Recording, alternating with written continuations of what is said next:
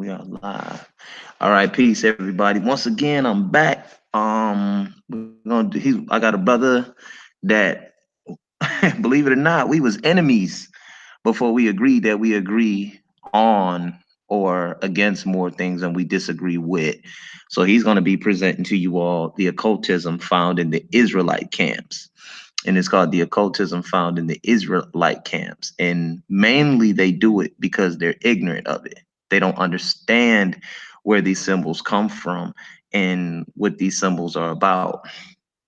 Um, the one thing which we read in the Holy Mikra, which we learned earlier today, the Most High said, "Are my words not like fire?"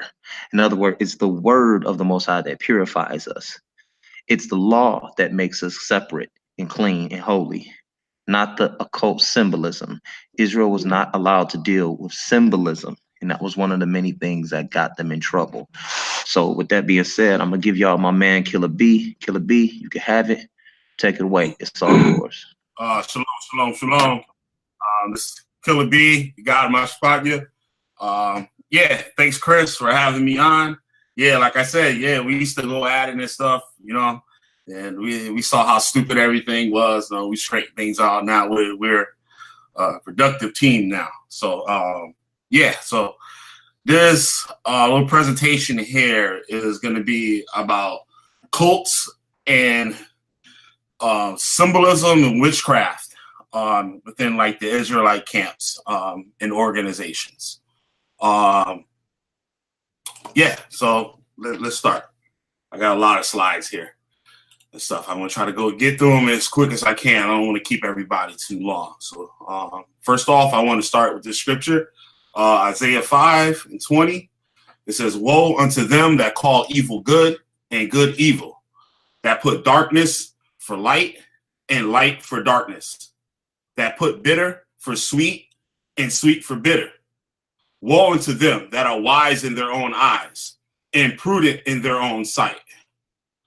With that, let's get started. Cult Leader 101. This is a very important thing here. I got a link here. It was from a website. It's pretty on point. It's pretty on point as far as the things that goes on with leadership within these organizations in the Israelite camps. And if you sit back and pay attention to what goes on, because it's a technique, it's a reason why a lot of people don't see a lot of the folly and the lies, the slander, and all the stuff that goes on at first, because it's basically witchcraft that these leaders are putting on you. It's mind control, witchcraft, hypnotism. It goes on a lot more often than you think. You know, you come in these camps, when you first meet like a group, especially some of these young brothers and stuff, just coming in the truth, they find like a school and stuff to start going to. And you get there, you find out how everybody seems to love you. You know what I mean? Everybody's encouraging you. You get a good feeling, you know what I mean, around congregating around brothers and sisters in these groups. But as you go on, you start to see things change, especially when you start to question certain things that goes on. It could be just a simple thing as this one thing in their doctrine, and everything could just go left on you. So, yeah, let's get started on that.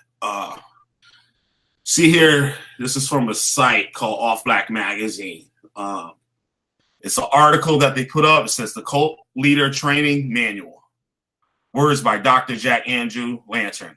It says, first things first, you got to decide what you want.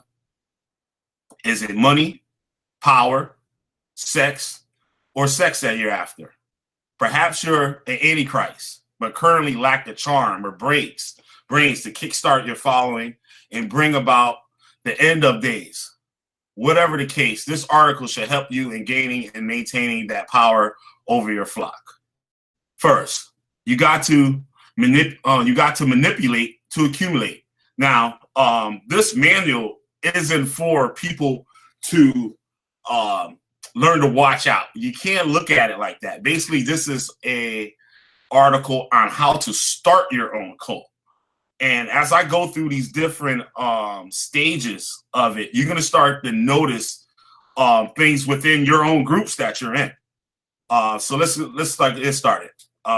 Says you got to manipulate to accumulate. Good cult leaders need an overwhelming sense of self combined with a desire for blind, unquestioned obedience. If this is found wanting, attend a few motivational coaching sessions and read some big banking CEOs' autobiographies. Removing yourself from society and repeating the mantra, I am the Messiah, in front of the mirror will help you develop your God complex. As you can see, a lot of these leaders and stuff, they have a certain, as you can say, swag about them. They stand out amongst crowds. It can be, they cannot say a word and you will notice them. This is all part of being manipulated and accumulating a following. Next, branding and identity kit. Once you're crafted your unshakable ego, you need to name a name for your collective, a concept to worship and cause to rally behind. Choose an esoteric name with a peppering of perspective hope, such as the Golden Dawn or Fraternity of Inner Light. Furthermore, Latin and other dead languages have a occult quality that draws attention while remaining obscure. Think of Ordo Templi Orientis or Opus Dei.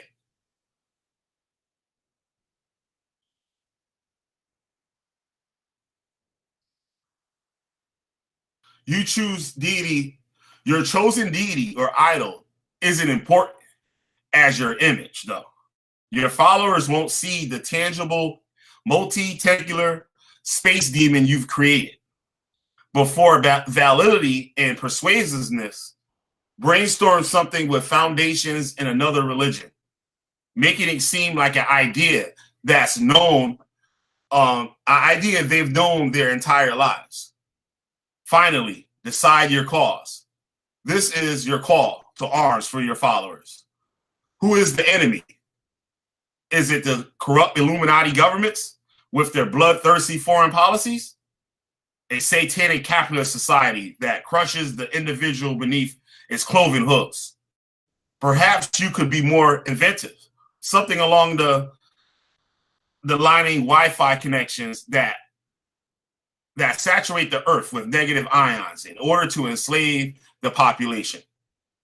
Whatever you've chosen, plausible or not, you're going to have to provide loose, circumstantial proof that washes with a few individuals. If you're still searching for idea, YouTube conspiracy theorists provide some excellent fertilizer for thought. Next, you have structure. Consider your community internal framework. Imagine the shape of your cult like resembling the endless series of Russian nesting dolls, each sliding within each other. On other outer paint faces, illustrate the most simple, alluring, and constructive features, with the more dark and manipulatory aspects cloaked beneath layers of mystery.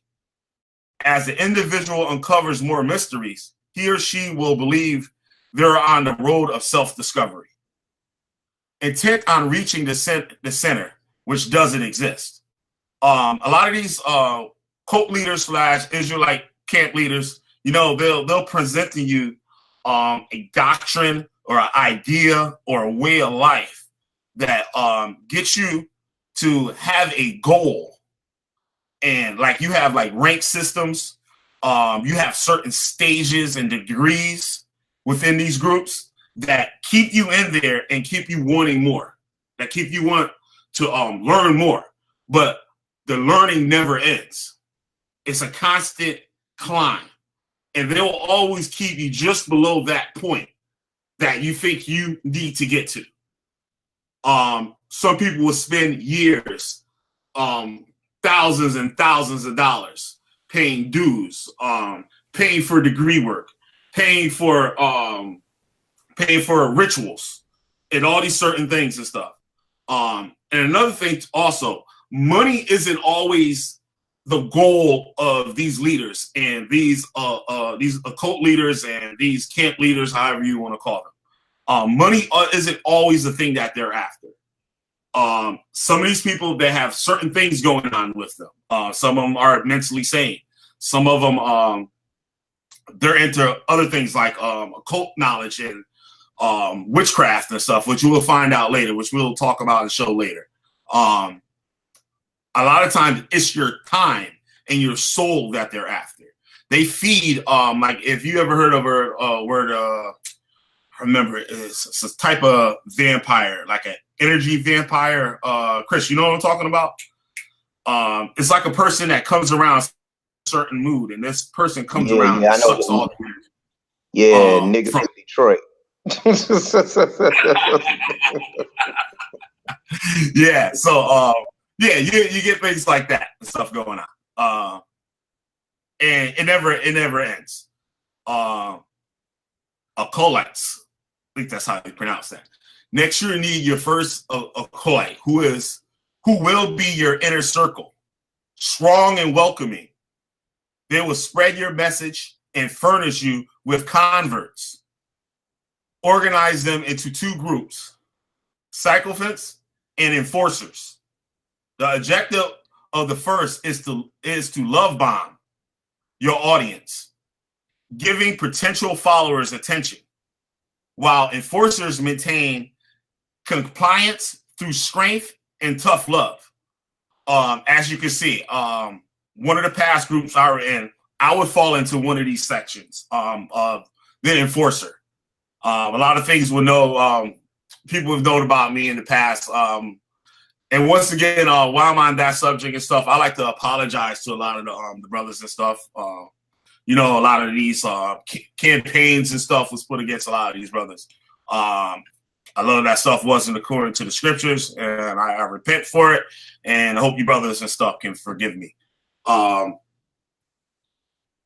And you have, like you see, you got to have that inner circle, strong and welcoming, and they will spread your message and furnish you with converts. So basically, a lot of these leaders too, they will study books and stuff like the 48 Laws of Power. One of them is, one of those laws is don't do something that you can have someone else do for you. And you'll start to see that a lot. A lot of brothers and stuff that come into these camps and these organizations, like you see, like, for example, IUIC, this a current thing going on with the brothers. I grew up with him in that school. Brother was a very talented brother, and a lot of these groups, you get a lot of talented people that have a lot of gifts.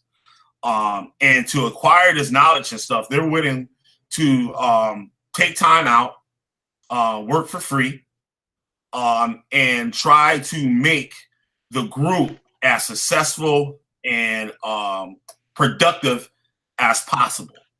You will start to see that a lot in these camps. So a lot of you brothers and stuff get paid for your work that you do in these camps, because you know the scriptures tell you, say, woe on a person that builds their house off your labor. It said his burial will be like the burial of an ass outside the gates of Jerusalem. Hey, and also, like, real quick, so the stream don't slow down, because I'll let somebody in. Two more people want to come aboard. We got Marielle in the building. What's up, Shalom, shalom. Killer B. Shalom, brother.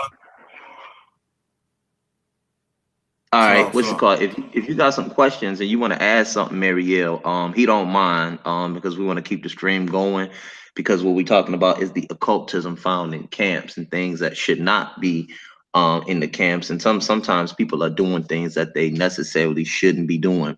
But real quick, Marielle, turn your camera off so it don't slow down the feed too.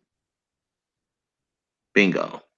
All right, so so keep going. I don't want to keep everybody too long. So yeah, basically these enforcers and stuff, and the other type of person would do things called love bombing. That's something you guys should make note of and look up on YouTube. It's pretty deep. It's like when you come into a group, you'll be showered with love, joy, support, and all these things. But once you question something, it will turn totally opposite on you. You get slandered, you'll get put down, you'll get harassed. A lot of brothers and stuff have been harassed and stuff. A lot of sisters been sexually harassed, get talked to all different types of ways and stuff like that. You start to see a lot of these things going. It's called love bombing. It's a cult technique. So you brothers could look that up and stuff on your own time and learn about it. It's pretty deep. Then you have like your flock. Don't worry about class backgrounds or social divisions in your budding congregation. As savvy as your followers think they are, they're not. Those from strong family backgrounds and seamlessly satisfied lives still have the desire to fill the void. Everyone is looking for answers, and they're terrifying. And the more terrifying an image of a great beyond or the enemy you can create, and more likely the followers is to join you. You guys said you could check this out. Cult leader training. I just want to get through this thing pretty quick and get on with the meat of the lesson. I'm just gonna move through this stuff. Daily life and conditioning. Ritual management is important. Create regiment order with a metrotomic meeting at Pacific time, say Sunday at 10 o'clock by the fire pits. Filling the days of your followers with arbitrary, uniformly under the guise of social gathering, community meetings, and motivational sessions. You'll see that, i.e., like Facebook group chats. It's something that will just be blinging off all day, and you start to see you'll spend a lot of time away from family, away from a lot of things that you have to do, like in your personal life, in these groups, in these chats. A lot of these schools, they got classes every day. They have mandatory Sabbath where you have to attend. You have to give dues. You have to bring something to the table to keep the cult going. Fashion, you got certain camps and stuff. They have certain uniforms, very flamboyant uniforms and stuff. You're gonna dress up like ancient Israelites. They're going to have you like Buddhist monks. They're going to have you dressing like Indians and Hindus with turbans on and stuff like that. Have you walking around the neighborhood looking like a total idiot. And until you find the truth about the group, they ask you, hey, why are you wearing that stupid turban anymore? Yeah, you get stuff like that. Sex. Invoking the name of your deity trumps many other arguments, suggesting you are compelled by the pink wolf. It's a difficult argument to logically infute. This helps create your fertility rites and ritualistic sex sessions. An ancient fertility rite, sex was seen as a form of sympathetic magic for a prosperous harvest. Yet another reason to keep a small farmland on hand. If you're advocating free love, remind followers to keep it within the family and sow the seed to ensure a next generation of followers. We see that a lot and stuff today. So let's move on. Do some of my latest experience with some of the groups I've come in contact with. We have a thing where they'll say things like, hey, the ancient Israelites, the ancient Japanese samurais were Israelites.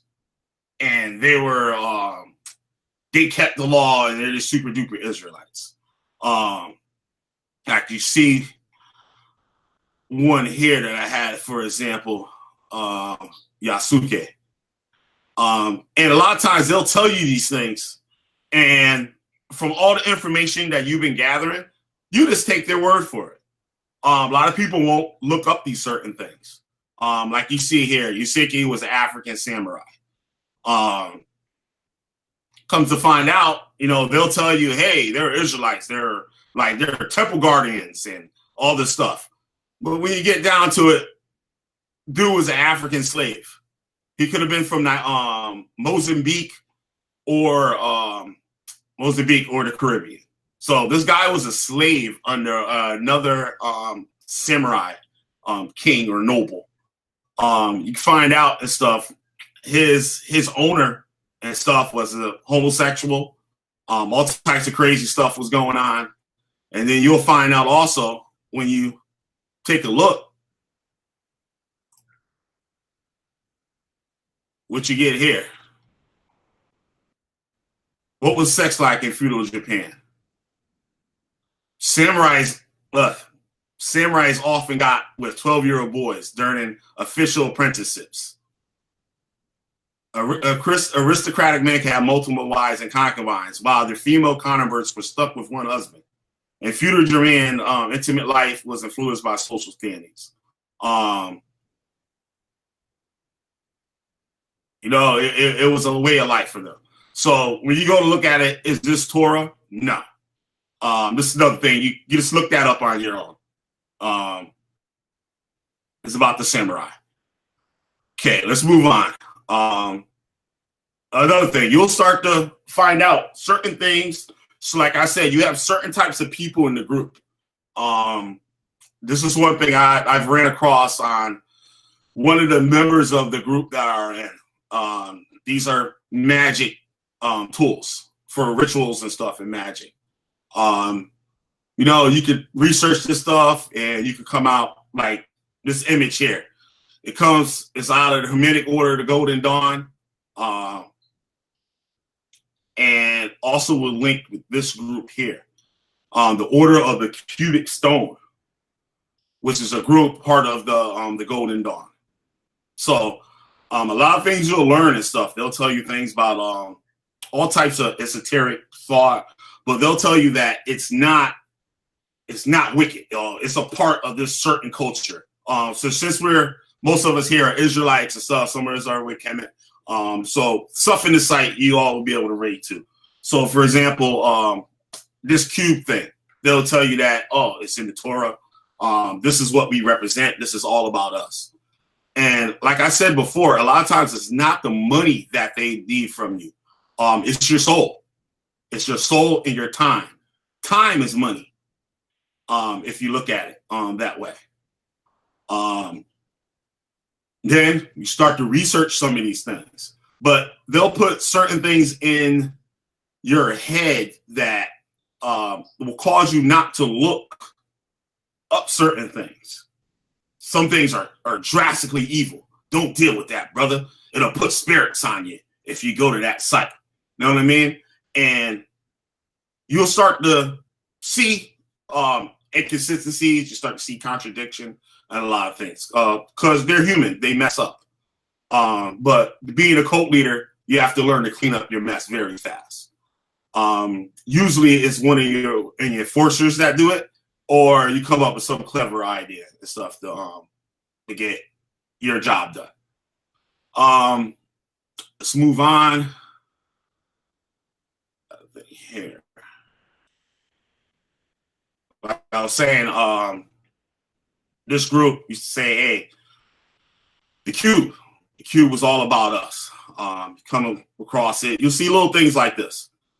This is the Satanic Church. They gave a monument to this state, to this city, to celebrate the veterans of the United States.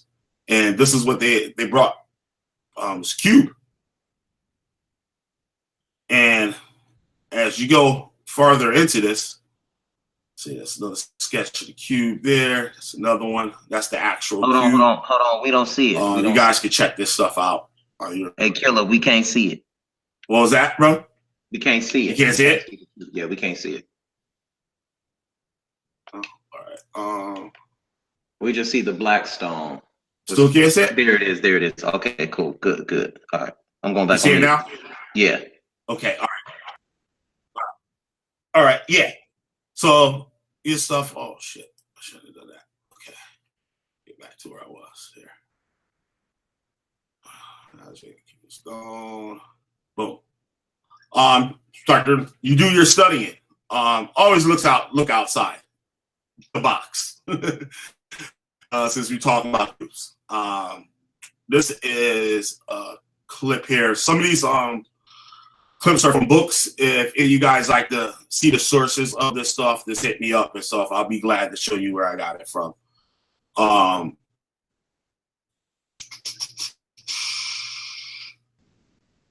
they'll tell you about black, say, for example, Baphomet. This thing right here says the second theory of Zion, while not necessarily contradicting the first, suggests to rather later point of origin. According to the second hypothesis, the priory was the secret inner hierarchy of the Templars. Those who knew the hidden order as distinct from the open order. It was this inner elite of Templars who supposedly knew the so-called magical and alchemical secrets on which Templar wealth was allegedly founded. Who knew the location of the secret mines and laboratories? For example, the mine of Blasphemous and the Tower of Alchemy in Rennes. And who knew the truth about Baphomet? This Baphomet illusion, already referred to in the earlier passage, is itself worth further investigation. Some experts in history of the cult, and Dennis Wheatley among them, believe Baphomet was intended to represent the composite Eastern philosophical symbol of the absolute. The head of the goat, a black candle, is placed upright between the horns. There is a 5-pointed star in the middle of his forehead. The prominent female breasts are bright blue, and the wings which spring from the shoulder blades are golden brown, like the wings of eagles. The abdomen is green, the scaly reptile, and the organs of both sexes are present. Baphomet is a hermaphrodite. The legs are hairy and goat-like at the ends of the hooves.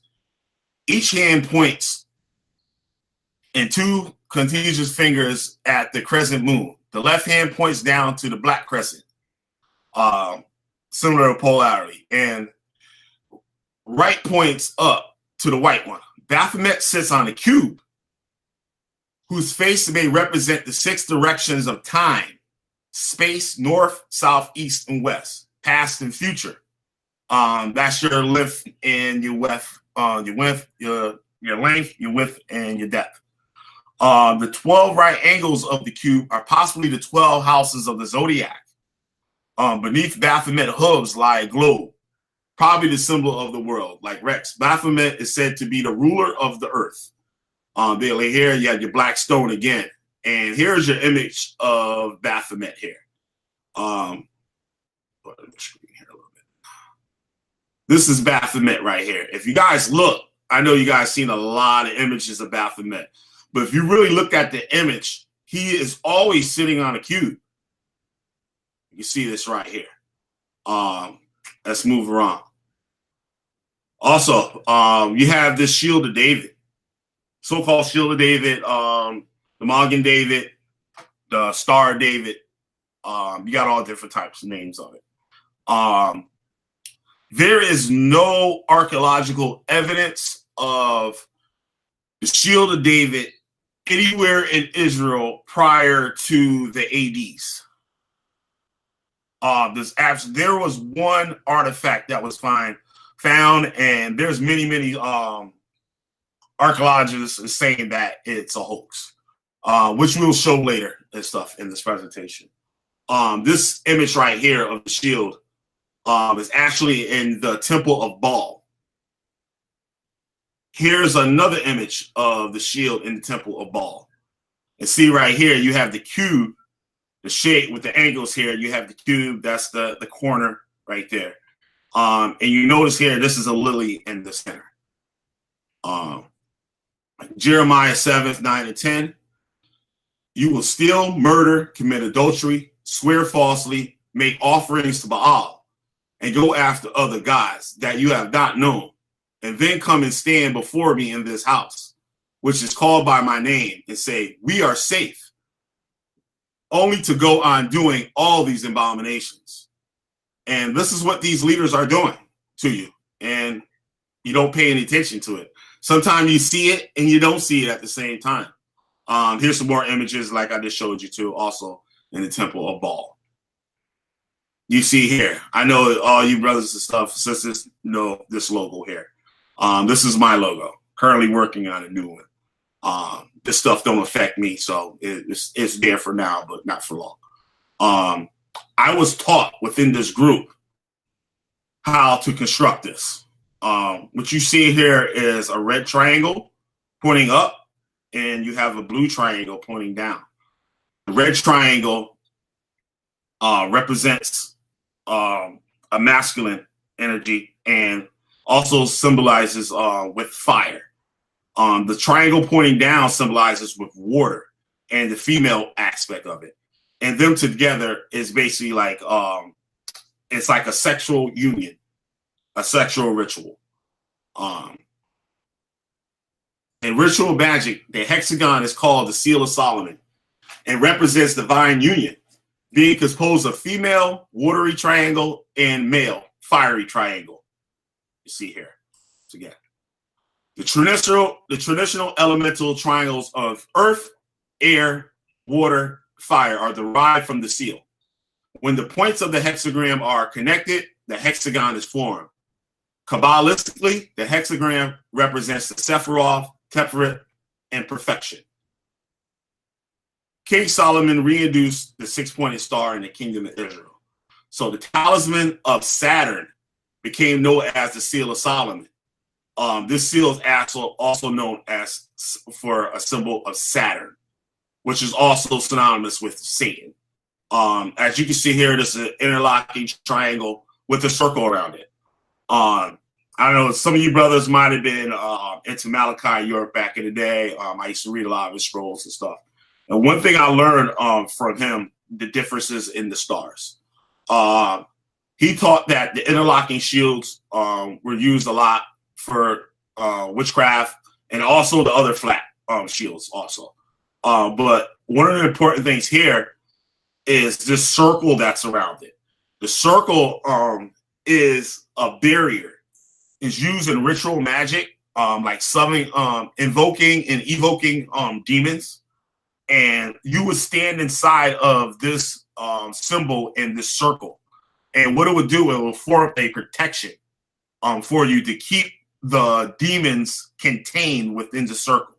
So they can't find a way out and go about their business when you invoke them or invoke them. One is actually bringing the demon into manifestation, and the other one is bringing the demon into yourself to take your own body over. So a lot of this stuff goes on.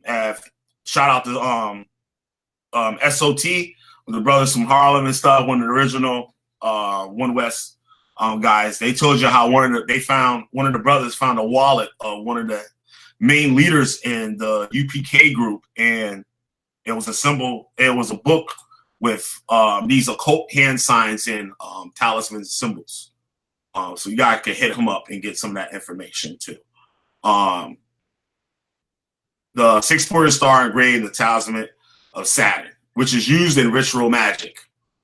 The bull's head enclosed is a six-pointed star and surrounded by letters composing the name Renfa, the planetary genus of Saturn, according to the alphabet of the Magi. The bull represents Moloch worship and ultimately Satan worship. You can move this along. Hexagram equates to 666, what Jesus said is the sign of the beast, blah, blah, blah. Right? We're going to get on to that later. Here, you also got the Babylon, that pentagram, that cube. Like here, what you have, these lesser numbers, these are called the a magic square. You add up these numbers in any direction, they'll all come to the same sum. As with this, I guess they all add up to 111. And when you calculate the sides together, you come up with 666.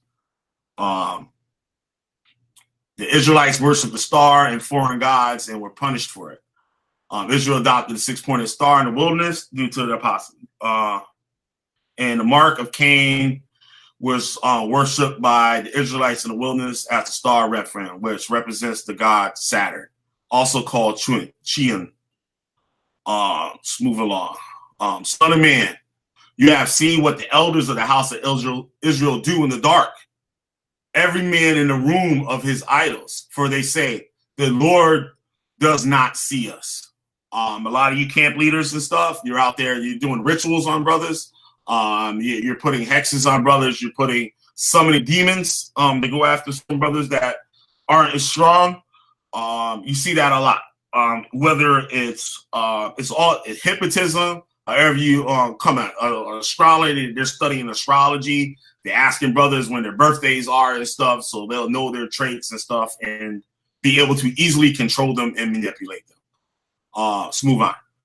So I went and saw in there every sort of creeping thing, abominable beasts, all in the idols of the house, all of the idols in the house of Israel. And Ezekiel timed out what these people were doing. They were bringing these false idols into the temple. You have here in Jeremiah 3:16, and it shall come to pass when you be multiplied and increased in the land.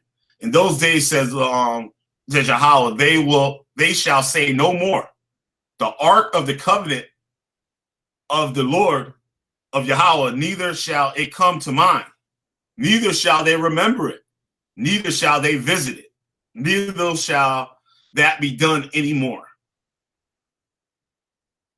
Here we go here with that 6-pointed hexagram, and you have the head of Baphomet inside, with the torch, flaming torch is in the center there. It is suggested in Wolfram von Eschenbach, 1170 to whatever that is, I guess, give or take 1220.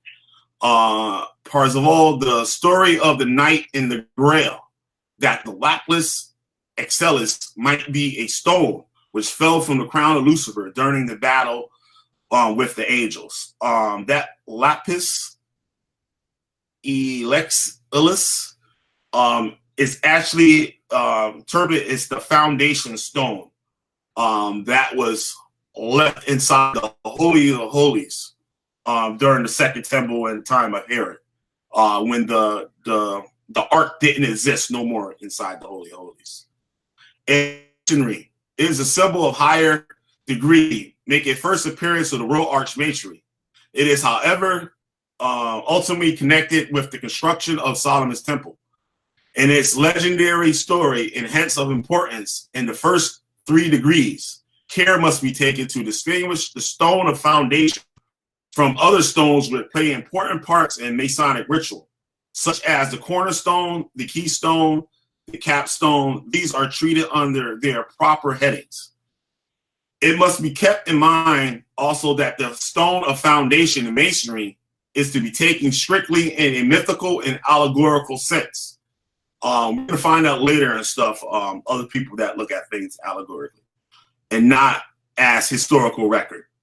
According to Masonic legend, the stone of foundation was placed at one time within the foundation of the Temple of Solomon, and afterwards during the building of the Second Temple, transported to the Holy of Holies. It was in the form of a perfect cube and had inscribed upon its upper face within a triangle an infallible name of God. Masonic tradition further has it that the stone of foundation on which the sacred name was mystically engraved was placed by Solomon with solemn rites in the sacred depository of Dan and Asher and Mount Moriah, in the center of the holy place, where the ark was overshadowed by the Shekinah of God. Robert Emlyn writes that the cubic stone is a real ritual object, which allows the forces summoned by the Magi to be, which is the witch, the magician, to be set in motion behind the veil of ultimate reality.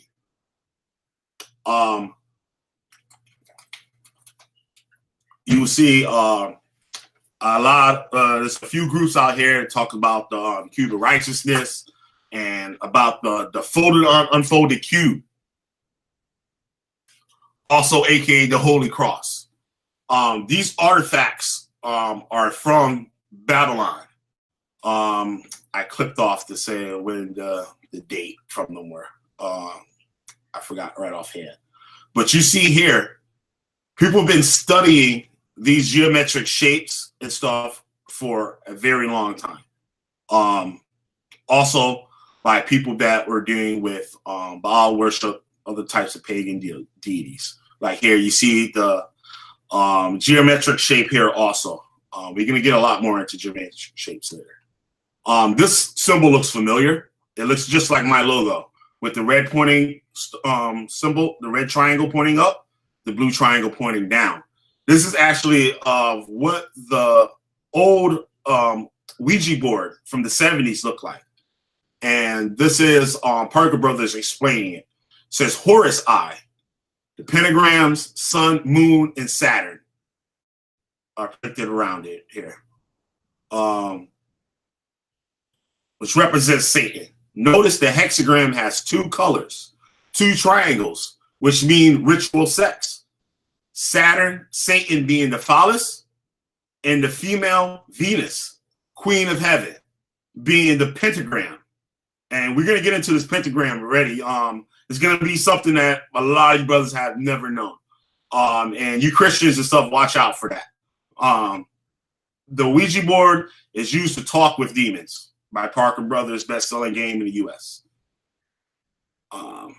Here we have, I hope this takes place here. Please play. Okay. Let's go play. Yep, here we go. Check this out.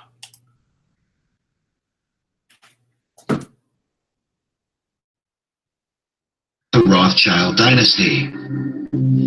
Now, this next symbol is the foulest, the most evil of all symbols in the occult world. There is nothing that can even come close.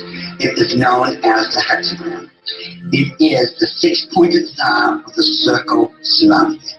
It is this symbol that must be used during high ceremonial magic or high ceremonial witchcraft when you are summoning up demons to this plane of existence.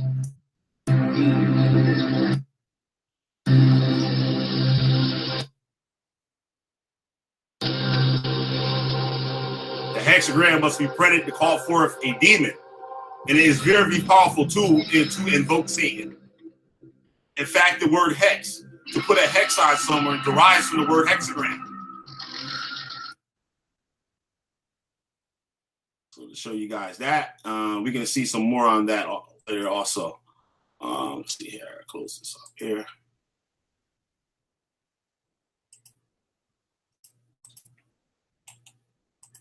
What's going on here? The Rothschild dynasty. Wow.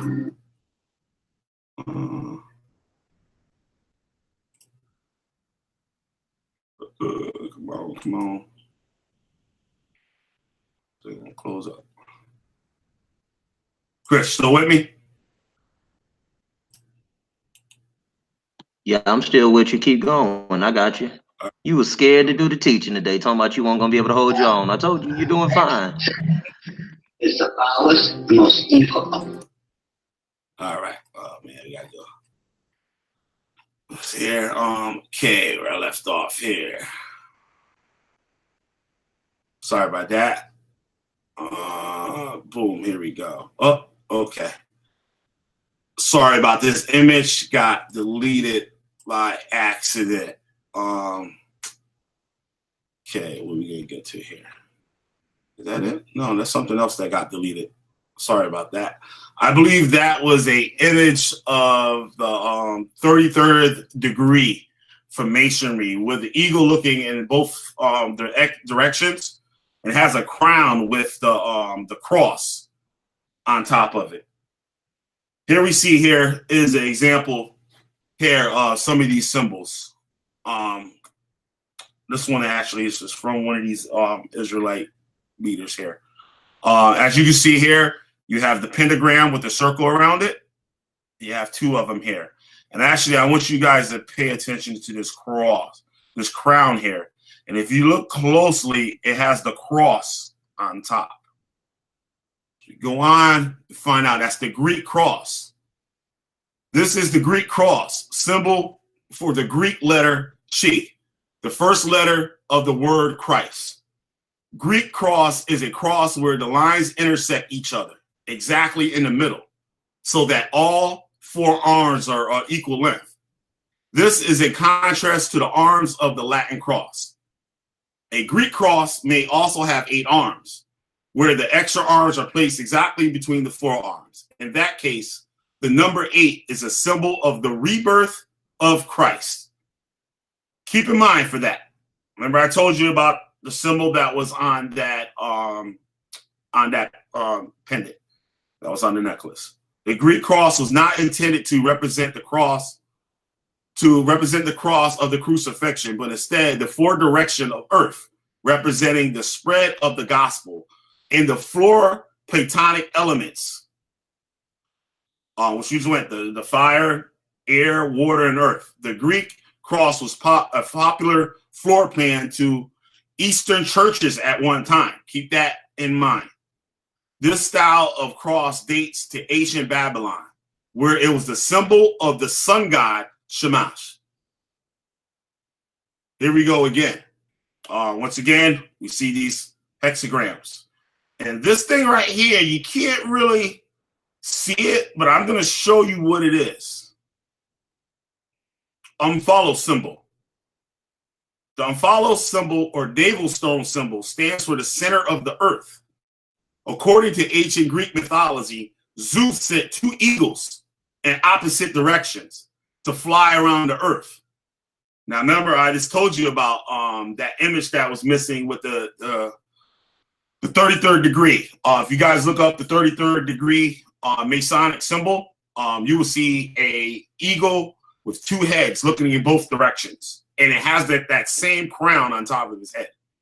Where you would meet each other would be the center of the earth. Around the Mediterranean, there are many unfollows, stones, to mark this mythological point. The most famous one is Delphi. It was a powerful religious symbol. Unfollow syndrome refers to the misguided belief that a place of geopolitical power and currency is the most important place in the world. See that symbol there? Look at it. That's it right there. Let's move on. Oops. Now, once again, you see this symbol here. It's a ring. If you look real close at it, it's actually a snake eating itself.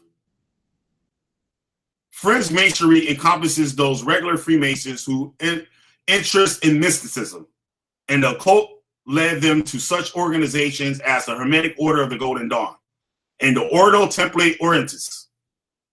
Neither of these organizations was recognized by any regular Masonic body. Now, this is another thing that a lot of you brothers and stuff have to understand. Every little symbol that you see like this and stuff, you say, oh, this is Mason. This is damn Mason. That nigga's a Freemason. No, that's not the case. There are plenty of other esoteric organizations that are very wicked. They deal with a lot of things with demonology, Enochian magic, and you know what I mean, all types of sex magic and all types of other things. And they have no relation to Freemasonry. Some of them might be Freemasons, but they're in these other societies that are not part of the Masonic Lodge. Like you have the Golden Dawn, has no Masonic pretensions, but in fact, the founder of the OTO made such claims open it to accusations of being clandestine or irregular Freemasonry. They ceased to claim being or having any authority regarding Freemasonry. Currently, most Masonic Grand Lodge jurisdictions are unaware of or indifferent to the existence or the history of the OTO, which is the Ordo Templi Orientis. Here you go. Here it goes again. Show you guys here. Video.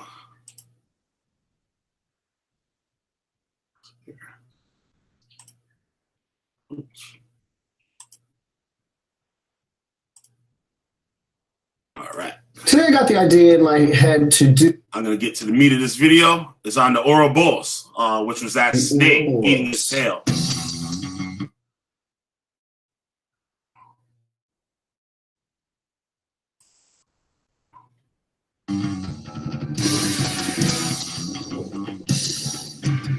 It is the infinite wheel of cycles, the integration of the opposite and the serpent that slays itself and brings itself back to life. It is time, beginning and ending in primordial chaos. It is the most ancient symbol of rebirth and rebirth. The Ouroboros is an ancient symbol of a snake or dragon devouring its own tail. The first known appearance of this image dates back to the 14th century BCE and was found in the enigmatic Book of the Netherworld, which is an Egyptian funerary text discovered in the tomb of King Tutankhamun. The Ouroboros is mentioned in the writings of the ancient Greek philosopher Plato as a philosopher writings of the ancient Greek. Is that what I think it is? It might be, is it? Nah, that's not ancient Hebrew. I thought it was with a scarab beetle in the center. Mentioned in the writings of the ancient Greek philosopher Plato as a depiction of the universe. It also appears in Norse legend as the Jormungandr, a serpent of enormous size, large enough to coil around the earth and bite its own tail. You can find the image of the Ouroboros across cultures in the ancient Middle East, as well as depictions that come from the ancient Hindu traditions. There are also similar images which appear in ancient Japanese and the Neolithic Chinese civilizations, as well as among the indigenous cultures of South and North America. To the ancient Gnostics, the Ouroboros was a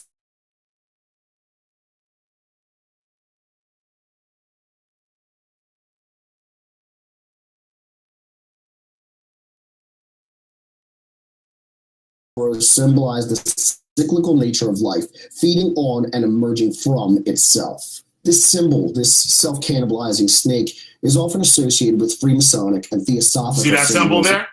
We're going to talk about that a little later. You see that shield? And that symbol in the center is real important. As well. It's also a pretty common. Please don't forget on that. You guys can check that out also on your own time. That guy named is Creepy Little Book. Thanks a lot, Creepy Little Book. All right, now back to this here. We have other cult leaders, other Israelite leaders I've seen use this symbol on your T-shirt and stuff like that. A dream catcher. And what you have too, like I showed before about this whole samurai thing, and we ran Japan and all this stuff. And you have things like with Native Americans being Israelites, which I have no issue with. By the way, but a lot of these Israelite camps, especially when I started out too, if you were something other than a normal Judite or something, the other tribes usually took their culture very serious to the point where they would use customs from their I could say their pagan un-Torah, un-Israelite ways and stuff, the way they live. For instance, like the Mayans, the Aztecs and stuff, they were sacrificing people. They were wicked as hell. The American Indians and stuff, same thing. You got the dream catcher. Let's check out what the dream catcher is. Is this something that Israelites, according to the Torah, should be using? The dream catcher meaning derives from the ancient story of a special spider mother whose children, not spider mother, right? What the hell is a spider mother? That has to be some type of demon or whatever. Whose children moved to all corners of the land. Their mother and grandmother sewed magical webs for her children using cordage made from plants, sinew. Sinew is like the sort of like the tendons and stuff like in your muscles, and willow hoops. The dream catchers were meant to keep out bad dreams and promote only good dreams for children. The OG Bawe people first made the dream catcher due to intermarriages and other tribes, and concept grew and grew. It wasn't until 1960s, 70s that the dream catcher grew in popularity and spread to other cultures to share and enjoy the beauty. Dream catcher meaning has such beauty that it can often see a dream catcher hanging from the porch. I see people all around here and stuff using that. The fleur de lis symbol. You'll see this in a lot of Hebrew Israelite camp uniforms. The fleur de lis is a stylized lily or iris that is used as a decorative design or symbol. King Louis of France gave this lily a place in his family coat of arms. And under his reign, the lily became the emblem of French monarchy and the symbol of the Holy Virgin of Christians. Now, you have Israelite camps. They're using this symbol, but they don't believe in a virgin birth. The fleur de lis or lily French was an emblem of French kings. Let's move on. Witchcraft symbols everyone should know about. Within these beliefs, there are a variety of different witchcraft symbols. Here's your guide to some of the most interesting ones and meanings behind the symbol. This image and stuff got deleted by accident, which was the water symbol. Like on my logo, you had that blue symbol pointing down. This is what it was. Actually, this is the up part. The logo looked just like that, but pointing down. The symbol for water in the four classical elements in alchemy. It is an upside down triangle. Water is used in rituals when a Wicca practitioner is drawing attention to feminine energy. It also be used to symbolize the east or breath, life in general. Represents feminine energy, the womb, water, the west, healing. Used in rituals for love, emotions, washing away negative energy. You have the up symbol, the fire, it's red. Fire is one of the four elements of alchemy and is a triangle. Fire is used in rituals when a Wicca practitioner is drawing attention to masculine energy and transformation. It is strong energy that initiates, purifies, destroys, and begins something new. Represents fire, masculine energy, purifying energy. Used in rituals for purifying new action. Here's another one. The soul cross, also known as the sun cross or wonton cross. It's a circle bisected by 4 lines. With a smaller circle in the center, it can represent the sun and the earth in the 4 seasons or 4 elements. Another form of the solar cross is the swastika. Represents the sun, earth, 4 elements, 4 seasons. You're going to see this real quick here. Using the rituals for transformation, ending, beginning, in the solstice. This is one of the worksheets for one of these Israelite groups. As you can see here, you have the solar deity. The reason it's designed like this, we're going to have a presentation soon by another brother that's going to break all that stuff down. He gets really deep in the knowledge of it. Here's that cross, and you have the winter, the spring, the summer, and the fall. See the cross there with the sun. Okay, we're gonna move on over this here. Like this. Remember that the cube, the unfolded cube? That right there. The pentagram in Hebrew is called the Hekal. And we heard a lot of these brothers and stuff. You heard of that before. The Hekal is the inner temple, and derives from the Sumerian Igal, meaning temple. It refers specifically to the Holy of Holies. But it's saying here the Holy of Holies. Okay. In Solomon's temple, Hekal in Arabic refers to the human body, and it's thought that the pinnacle or 5-pointed star may be well connected with the planet Venus as both morning and evening star, which the ancient Hebrews and Canaanites worshipped as Astaroth and Astarte. She was otherwise known as the Sabbath bride and the bridal queen of heaven. Now, a lot of brothers in that group, we've run across that. And he was witnessed as the Shekinah or Holy Sweeter. The Nazarenes. We have some groups out here that consider themselves the Nazarenes. We're going to learn a little bit today. I'm going to have Chris talk a little bit about it too, about a lot of the influences that the Essenes adopted. Ancient historians tell us that the Essenes were Pythagorean in their practices. These Pythagoreans practices were well known and well documented and can tell us more about the Jewishness of the Nazarenes, the Jewishness of the Nazarene sect than Rabbinical Judaism can. Rabbinical Judaism has, however, partially preserved one fact of the Nazarene way. That one was called the way, which is useful in modern Nazarenes, the Kabbalah, or the secret doctrine of Israel. Texts such as the Zohar, Bahir, Sefer Yetzirah, and others, when stripped of their Pharisee periscope and corruptions, reveal many of the ancient tenets and Kabbalistic musing of the ancient followers of Yeshua. Many of the arcane truths found in these texts are utilized in the modern Nazarene mystery schools. Excuse me. When combined with the Kabbalistic teaching preserved by the Pythagoreans, the complete mystical system is revealed. The Kabbalah, although well understood by the early disciples of Yeshua, who some people call Yahweh Shai, including Paul, does not now have much of a place in Christian Chris, how you say that word? I hate saying that word. Which word you trying to look? Which word?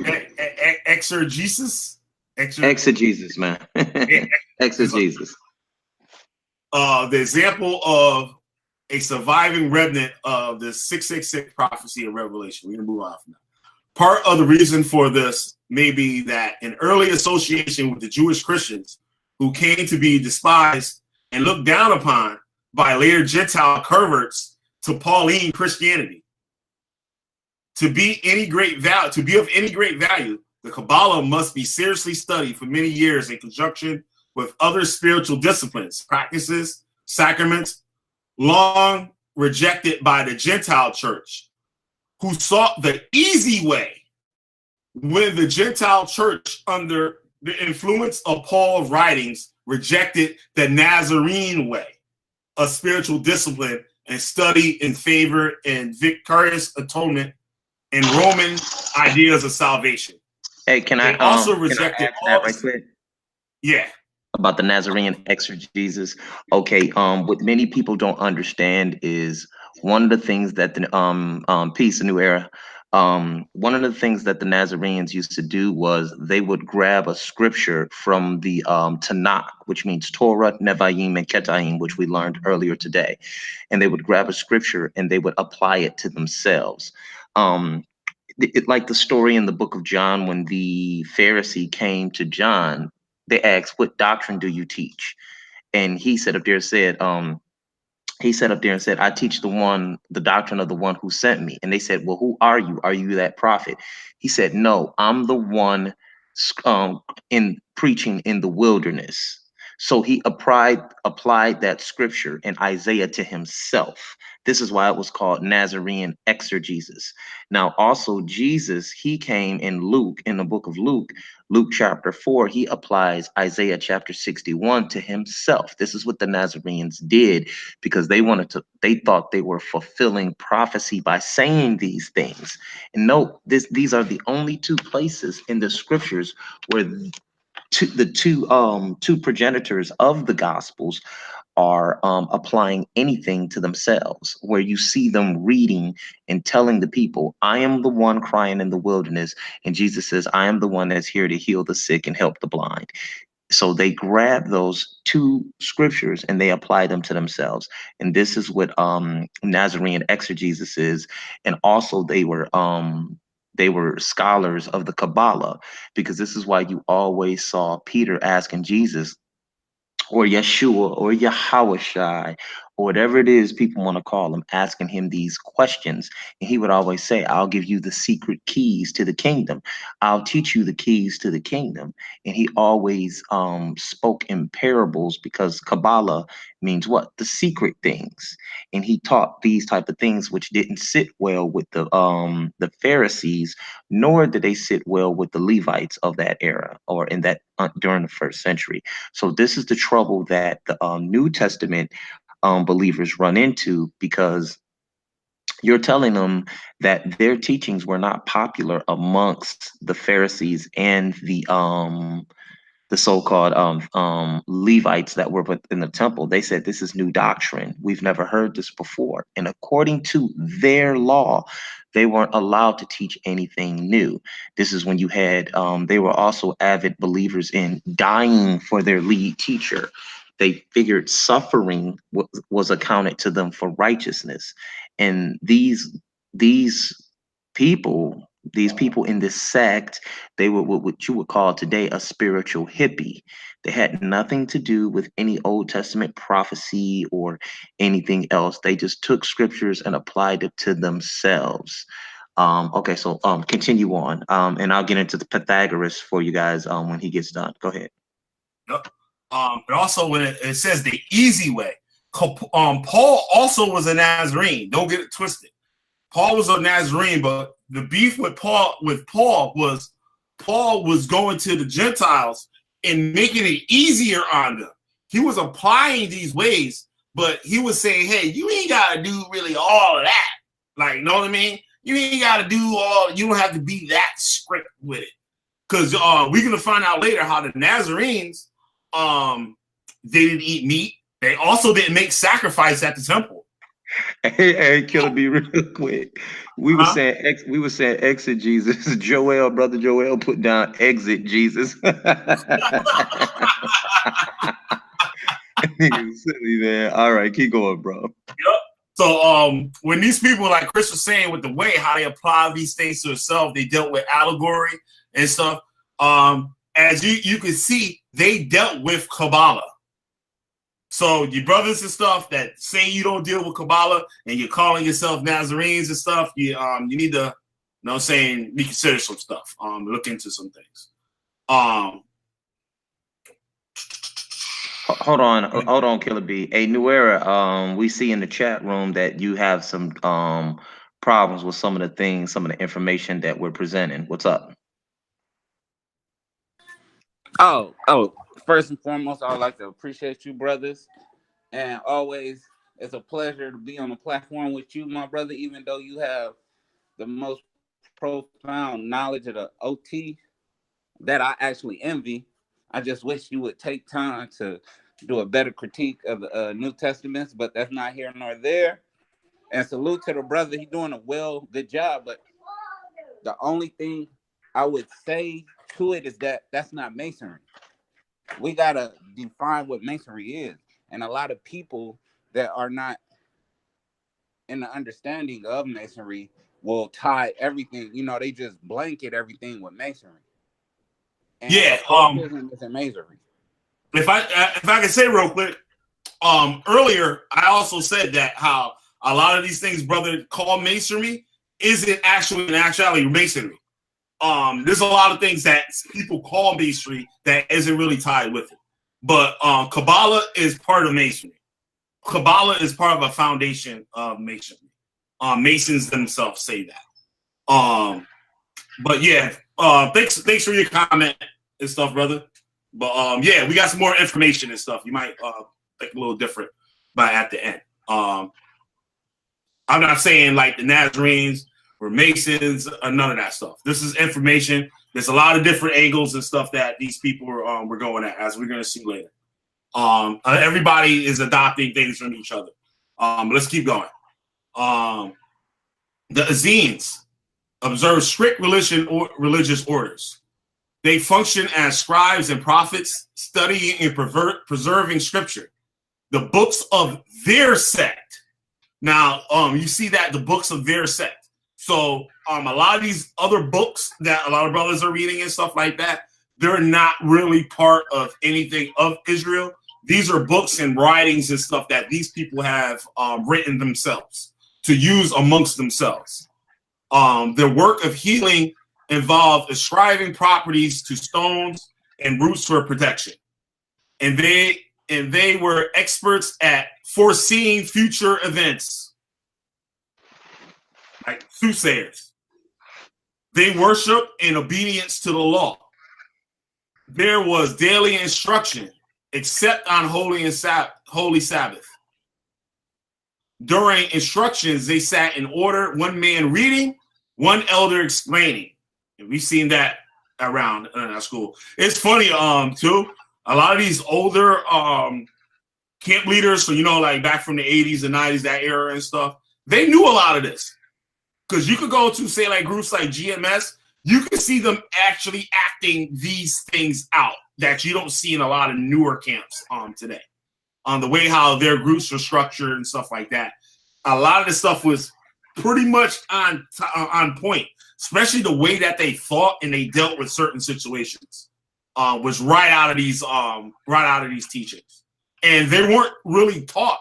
Like, they were taught, but it wasn't taught as something that was in the book. Some of the stuff was, but some of the stuff wasn't. Let's move on. They were in disagreement over sacrificial systems in Jerusalem, either because of the priesthood or the calendar. They followed the solar calendar of Jubilees. So they didn't use a lunar calendar like the Pharisees and Sadducees. They only followed a solar calendar. They sent offerings to the temple, but no sacrifice. They made sacrifice amongst themselves, since their customs of purification were different. I just saw a video earlier of one of the first church that James ran. It's actually, they still actually have it. The Jews been throwing trash down there and stuff like that, totally vandalizing it. But they made a comment that they had actually 2 altars in the synagogue. I gotta look more up on that to find out the reason what those altars were for. Their purifications were strict. They washed in cold water for purity. And interesting, oil to them was a defilement, necessitating washing. As Chris made a comment to me the other day about the oil. Remember we was talking about that, Chris? Yeah. If you want to elaborate on that a little bit, we move on. Okay, now the Essenes, many people always ask a question, like many of us brothers, we always ask y'all, well, where was Jesus anointed with oil? Now, the Essenes, I did a video on the Essenes and their practices and who they really were, this group of people in the Bible that you see teaching. The Essenes, they didn't believe in a number of things. They didn't believe in sacrificing. They did not believe in being anointed with oil. Here's the thing. They looked at oil as a defilement. Now they looked at this is why they didn't sleep with women. They didn't eat meat, because the meat contained oils and things like that. This is why they would purge themselves of such things. Now in the story we see where Jesus is anointed, where the prostitute pours oil on him and perfume on him. Now here's the reason why Judas freaked out, because he's become a member of the Nazarenes, and he's sitting up there saying, well, wait a minute, we're not supposed to do that. Remember, Jesus hung around a bunch of ignorant people that didn't know anything. Honestly, he did. It's just what it is. This is why he was able to convince them certain things about himself. This is why we read also in Luke, the 24th chapter, they said we thought it was him who was going to redeem us. Then you turn around in the book of Acts, and I'll get right back to it. They asked him, when are you going to restore the kingdom back to us? And he said, it's not for you to know. But in Matthew 28th chapter or the 27th chapter, he said up there and said all authority had been given to him. So we got some conflicting a conflicting narrative here.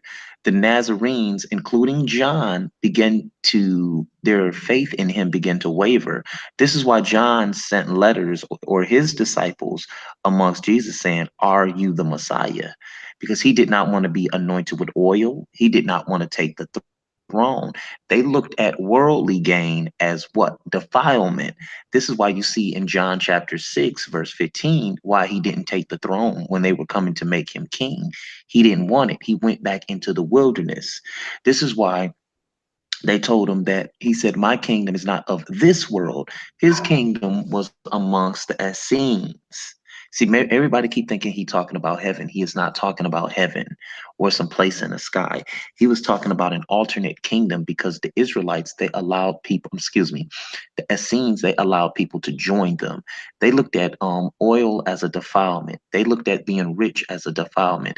They looked at being a king as defilement. Because honestly, according to the narrative of the Bible, it does say Israel was never commanded essentially to have a king. Their God was supposed to be their king.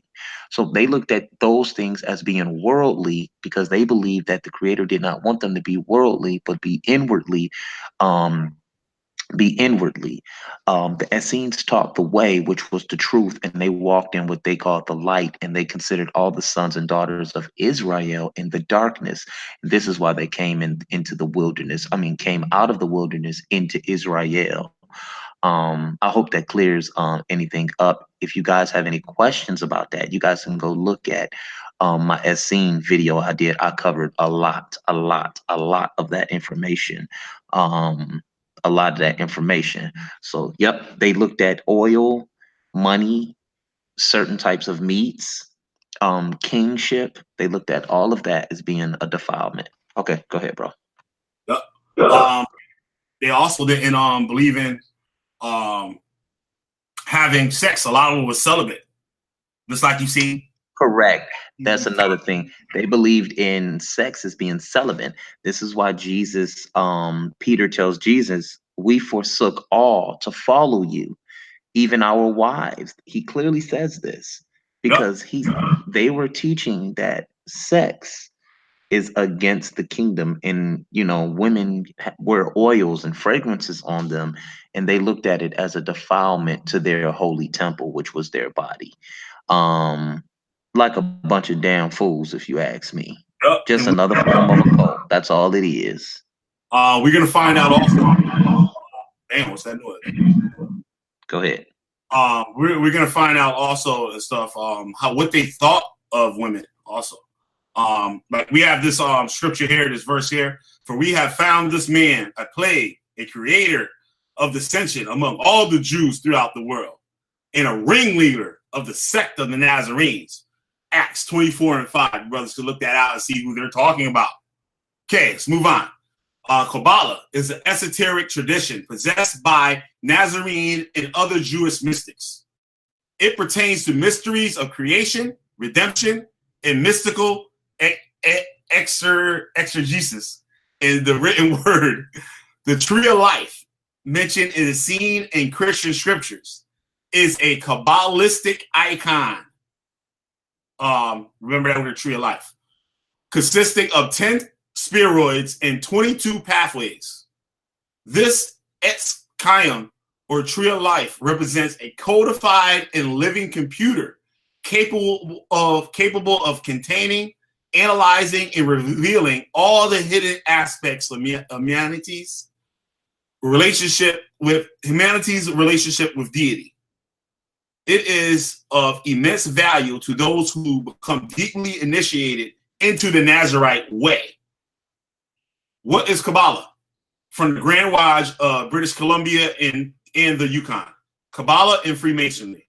Rooted in the ancient Egyptian mysteries, 3 different versions of basically the same teachings can be identified by 3 different spellings. Kabbalah, Kabbalah, Kabbalah. Kabbalah is essentially Jewish mysticism and esoteric school. Although the Christian church fathers of the first century were demonstratively Kabbalists, mystical, and Gnostic. Now, it says the fathers of the Christian church. The first Christians were Nazarenes. Nazarenes started Christianity. Mystical and Gnostic elements within the church largely disappeared within the first 3 centuries, only to reappear as a Christian Kabbalah during Renaissance. A third, often hidden stream of mystical Western philosophy observed many Egyptian, Jewish, and Christian mystical elements and termed them the Kabbalah. It's another thing right here that I've come across one of these leaders that are in possession of this. The brother want to deny it and stuff. We got some witnesses and stuff on it. It's called the 6th and 7th Book of Moses, the mystery of all mysteries, the citation of all spirits, the spirit of the burning bush, helmet of Moses and Aaron, healing of amulets, the wonderful, magical, and spiritual arts of Moses and Aaron, and of the old wise Hebrews taken from the Mosaic books of the Kabbalah and Talmud for the good of mankind. Blah, blah, blah, blah. This guy that prepared it. So I have other books, the Great Book of Magical Arts, Hindu Magic, East Indian Occultism, Famous Book of Death, and Hindu Spiritism, blah, blah, blah. This rare old Mosaic book of the Talmud and Kabbalah. This rare and wonderful book translates under personal supervision and English language, and published for the first time. This is a certain point I wanted to get in here. This is exact copies of 125 seals, signs, emblems used by Moses, Aaron, Israelites, Egyptians, etc. And the astounding magical other arts, including the period of time covering by the Old and New Testament. This wonderful translation is a great importance of the student of occultism. See here, basically, it hasn't loaded up all the way. I don't need to go any farther in it. into it. Basically, it's a book of spells, and this things like from Psalms and stuff within their rituals.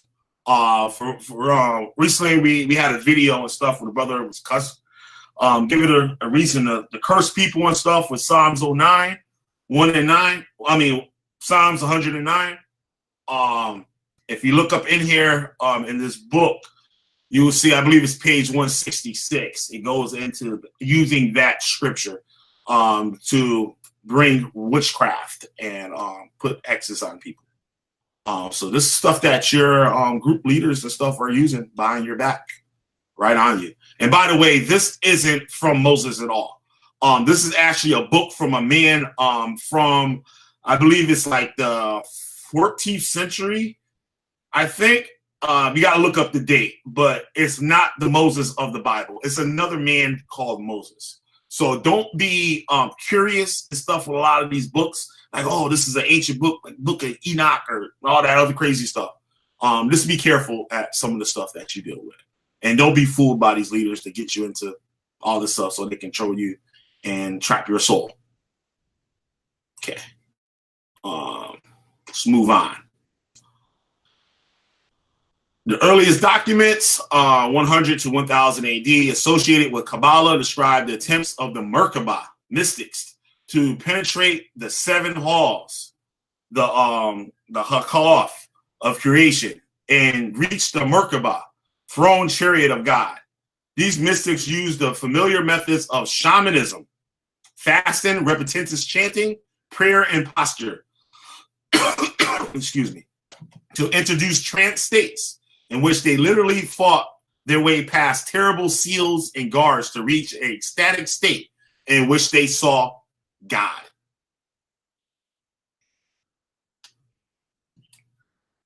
Actually, one of the members I got to speak of, he was actually part of the, he studied like the Golden Dawn and I guess the OTO and stuff. He's very knowledgeable in witchcraft and sorcery and occultism and stuff.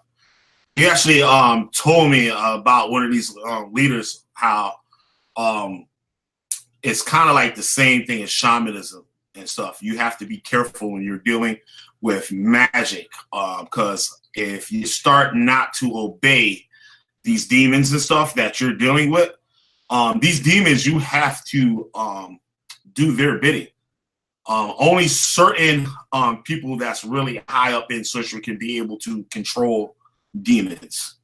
And a lot of times, if you're not careful, these demons can kill you. They can make you very sick, have all types of diseases and stuff. You can't sleep and all types of things. And remember, also, and especially the New Testament tell you that, sin is the cause of death. You know what I mean? And disease. So keep that in mind. See here, we go back to the symbol I was telling you guys about. If you look at remember my logo, it had a 9 in the center. We're going to look at this Hebrew alphabet number system. If you look here, the symbol for 9, the meaning for 9 is new life, right? And we got that Ouroboros. Remember what that's about? You have this shield, and it says here, the Ankh, life. So that number 9 in life has the same meaning. Look, the lower feminine arrow, matter, substance, interlacing of the triangle states the interdependence of spirit and matter. Also, Sat Chit Alanda, I don't know what that is. The good and beautiful, the true, wisdom, strength, beauty, Father, Son, Holy Ghost. Like you brother that was in that group, you're familiar with that type of talk. Situated within the 6 points, 7 stars. The 6-pointed star equals 7. Because remember, you got your 6 points in the center, makes your 7. The 7 principles of the universe. So these people that say that they come up with all this stuff on their own, like with some gift of God and stuff, as you can see here, This stuff has been around a long time, and it's nothing hidden. It's very well known, this stuff. You can find all the stuff with, quick Google searches and stuff. A lot of this stuff, like I said, it's a lot of mind control that's put on you, and you're persuaded not to look into certain things and to stay away from certain things. Not saying that somebody warns you or something and you just go do it and find out on your own anyway. I'm not saying that, but yeah, you guys kind of know what I mean. Let's move on. Like I said here, that 9 symbolizing salvation, 9 life, new life. We got here again, Hebrew and Chaldee letters. Now you have your grammatical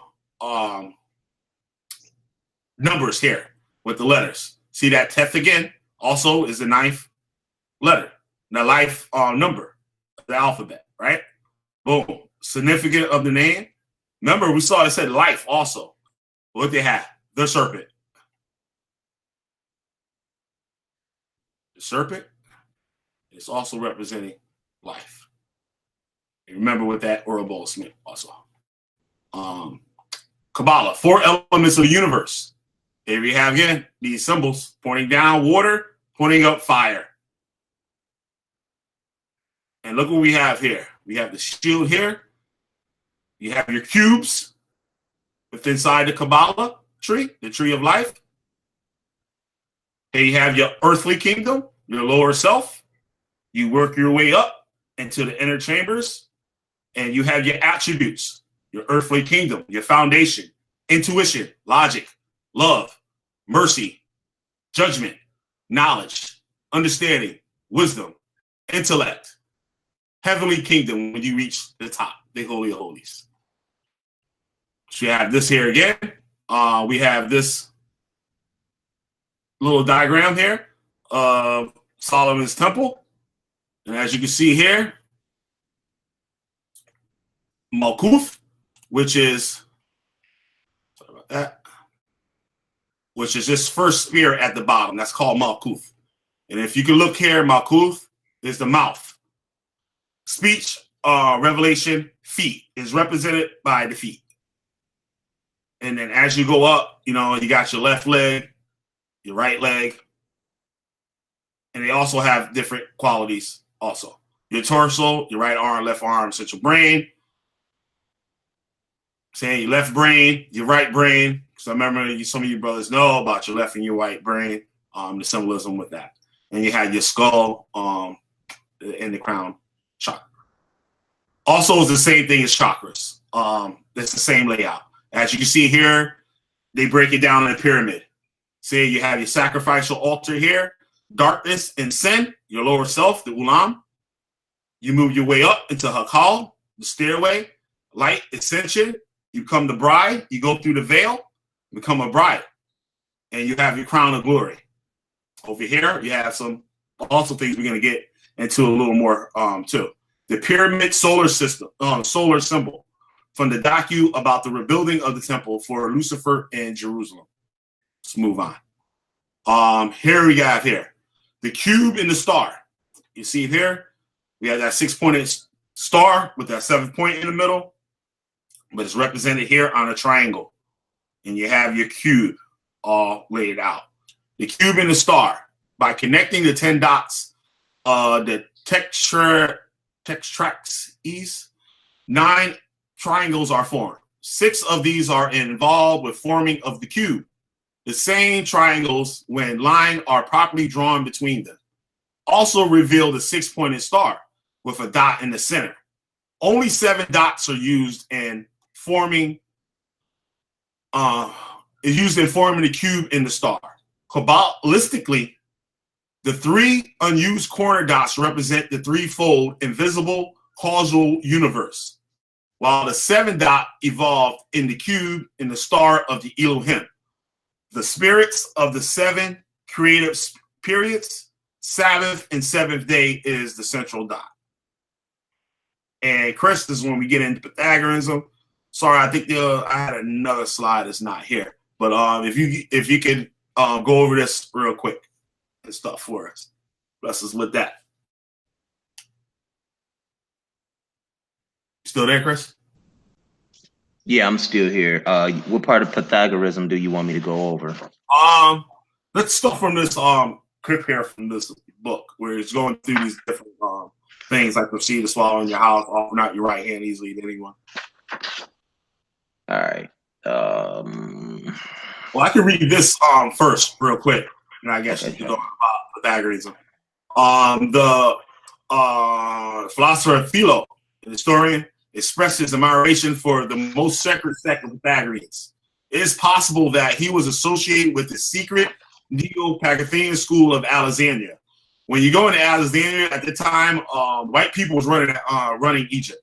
If it wasn't for the white man, we wouldn't have a lot of these books and a lot of these things that we have today. The white man, he made pretty much a pretty good library and stuff and kept it intact. So we owe them for that in Egypt. Some scholars suggest that he was initiated into the temple cult, and it's significant that he gave the only original description of the Therapeutae, a Jewish fraternity. I want everybody to get this word here. THERAPPEUTEAE. Sorry. Look that up. Some pretty deep stuff we're talking about. It's a Jewish fraternity that lived on the shores of Lake Mareotis outside Alexandria. And these therapy people, these were the Essenes. These are also part of the Essene group.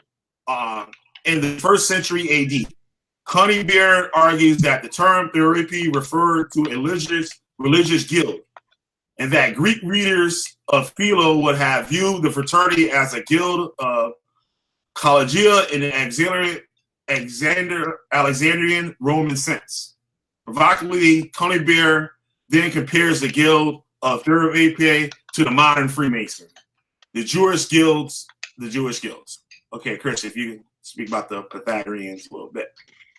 All right. Now, we all know that Pythagoras lived between 590 BCE, and some scholars say he lived around 575 BCE. So this is an interesting parallel to some of the Essene teachings, not as much as the Zadokite teachings, but the Essene teachings, because the Essenes, they were aesthetics and mystics. So we have to understand that. So I'm going to read something. The teachings of Pythagoras indicate that he was thoroughly conversant with the precepts of the Oriental and Occidental esotericism. He traveled among the Jews and was instructed by the rabbis concerning the secret traditions of Moses, the lawgiver of Israel. Later, the school of the Essenes was conducted chiefly for the purpose of interpreting Pythagorean symbols. Pythagoras was initiated into Egyptian, Babylonian, and the Chaldean mystery school system. Although it is believed by some that he was a disciple of Zoroaster, it is doubtful whether his instructor of that name was the god-man now revered by the Persians. While accounts of his travels differ, historians agree that he visited many countries and studied at the feet of many masters. Now, these are some things, the Pythagorean fundamentals that are taught. And I want to read this to you all because they align almost identically with some of the teachings of the Essenes. Now, notice I'm not saying the Zadokites, but the Essenes. Watch. This is some of their things they live by. Declining from public ways, they walk in unfrequented paths. By this, it is to be understood that those who desire wisdom must seek it in solitude. Govern your tongue before all things, following the gods or God. The aphorism warns man that his words, instead of representing him, misrepresent him, and that when in doubt as to what he should say, he should always be silent.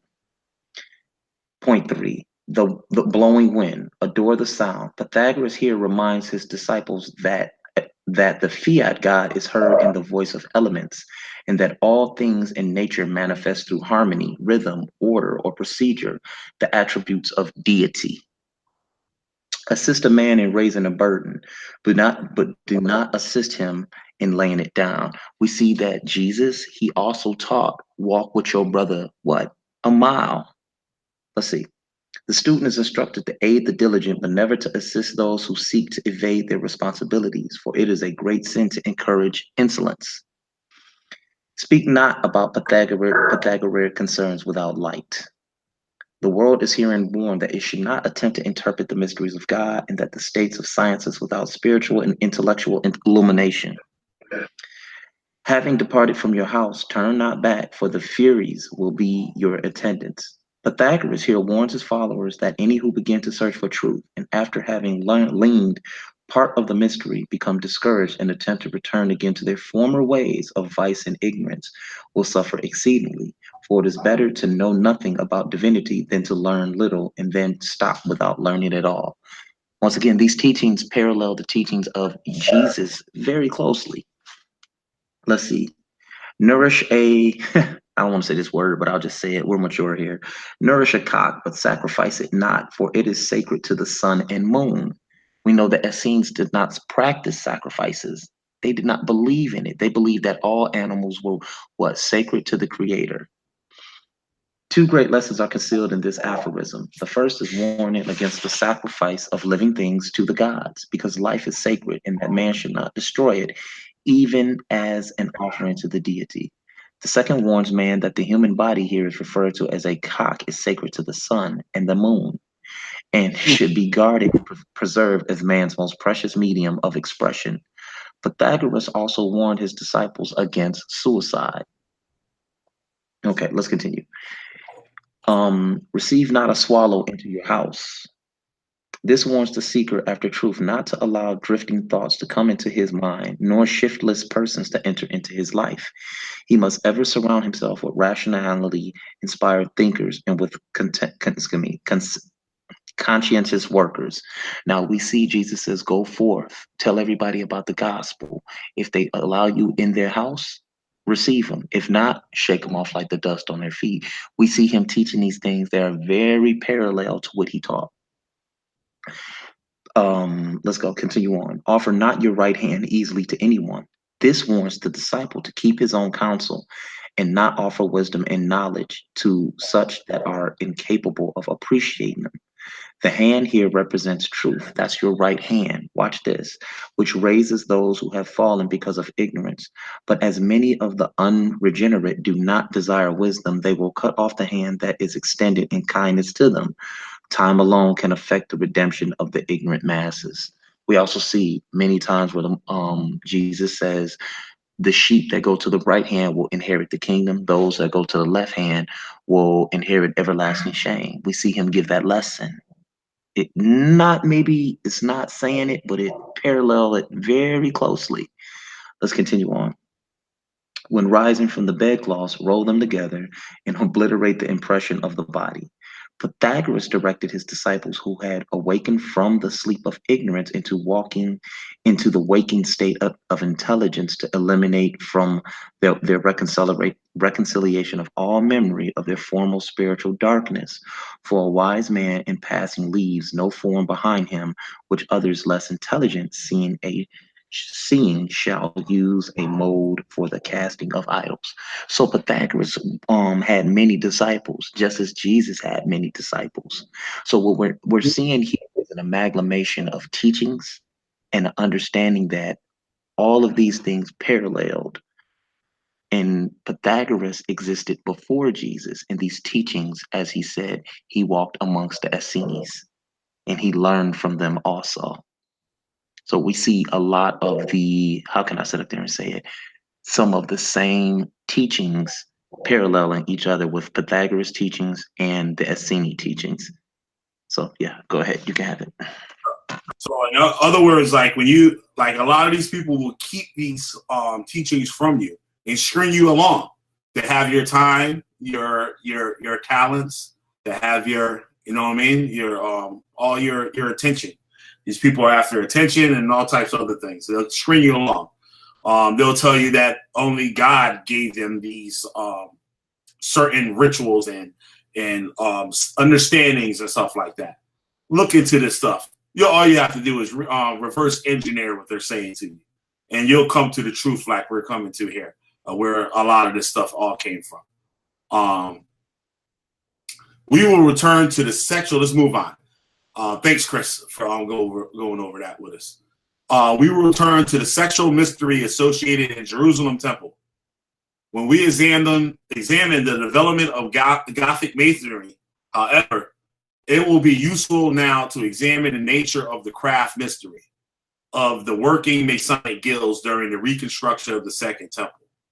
Though Herod utilized the Jewish builders of Palestine, he relied especially on the Jewish artisan guilds of Alexandria, which were known for their skills. These Jewish masons, carpenters, and sculptors were also members of the General Union and craftsmen of Alexandria, and they often collaborated with other pagan counterparts in various building enterprises.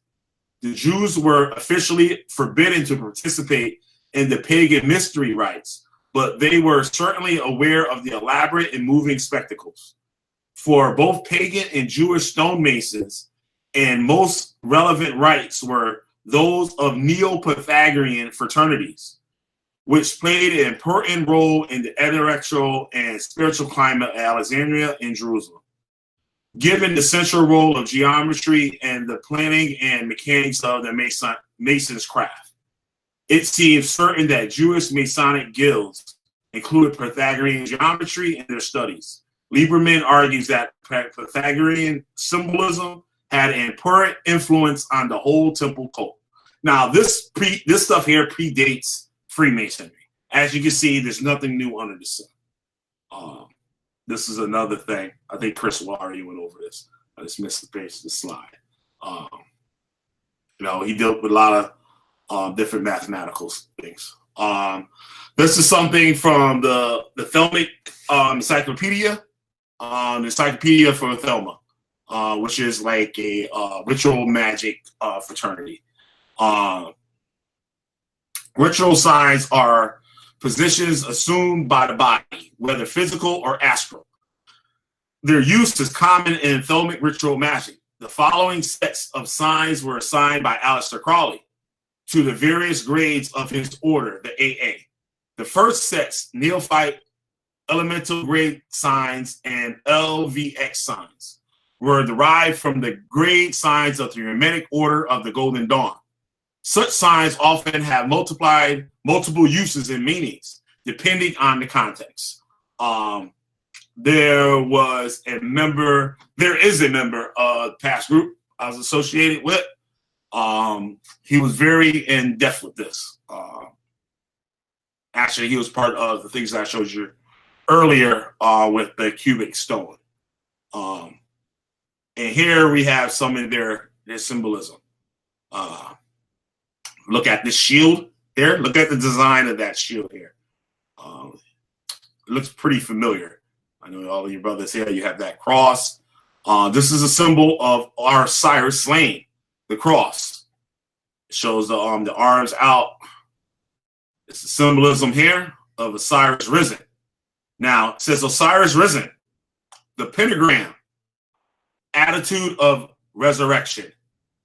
Stand upright, arms crossed over the chest, right over left, so the open hands rest on the shoulders. If I'm not mistaken, isn't that the who's that Tutankhamun's tomb? Or I don't know if all pharaohs had the same design when they have the hook and flail and their arms crossed. Oh yeah, that's that sign they was using in the Black Panther movie when they would high five each other. Wakanda forever. As we go on, speaking of Osiris risen and resurrection, and we're gonna see here, you see that word pentagram that's associated with Osiris and resurrection, right? Remember that little shield right there. Just in case you're wondering, here in the English translation of the end of Mark from the Codex Sinaiticus, as you can see, the resurrection is there. There's a rumor going on that saying that the Codex Sinaiticus doesn't have the resurrection. The part that you're talking about was taken out, but once again, people don't look up these things. This person told me this when I first joined the group. I looked it up. I figured it out in like 5 minutes. But you let people have their fun. But when the Sabbath, let's read it here. And when the Sabbath, Mark 16:1, and when the Sabbath had passed, Mary Magdalene and Mary, the mother of James, and Salome brought spices, and that they might come and anoint him. This is Jesus, Yahushua. And very early on the first of the week, they came to the sepulchre, the sun having risen. And you know who wrote this thing? Mark was a Nazarene. And they say among themselves, who shall roll away for us the stone from the door of the sepulchre?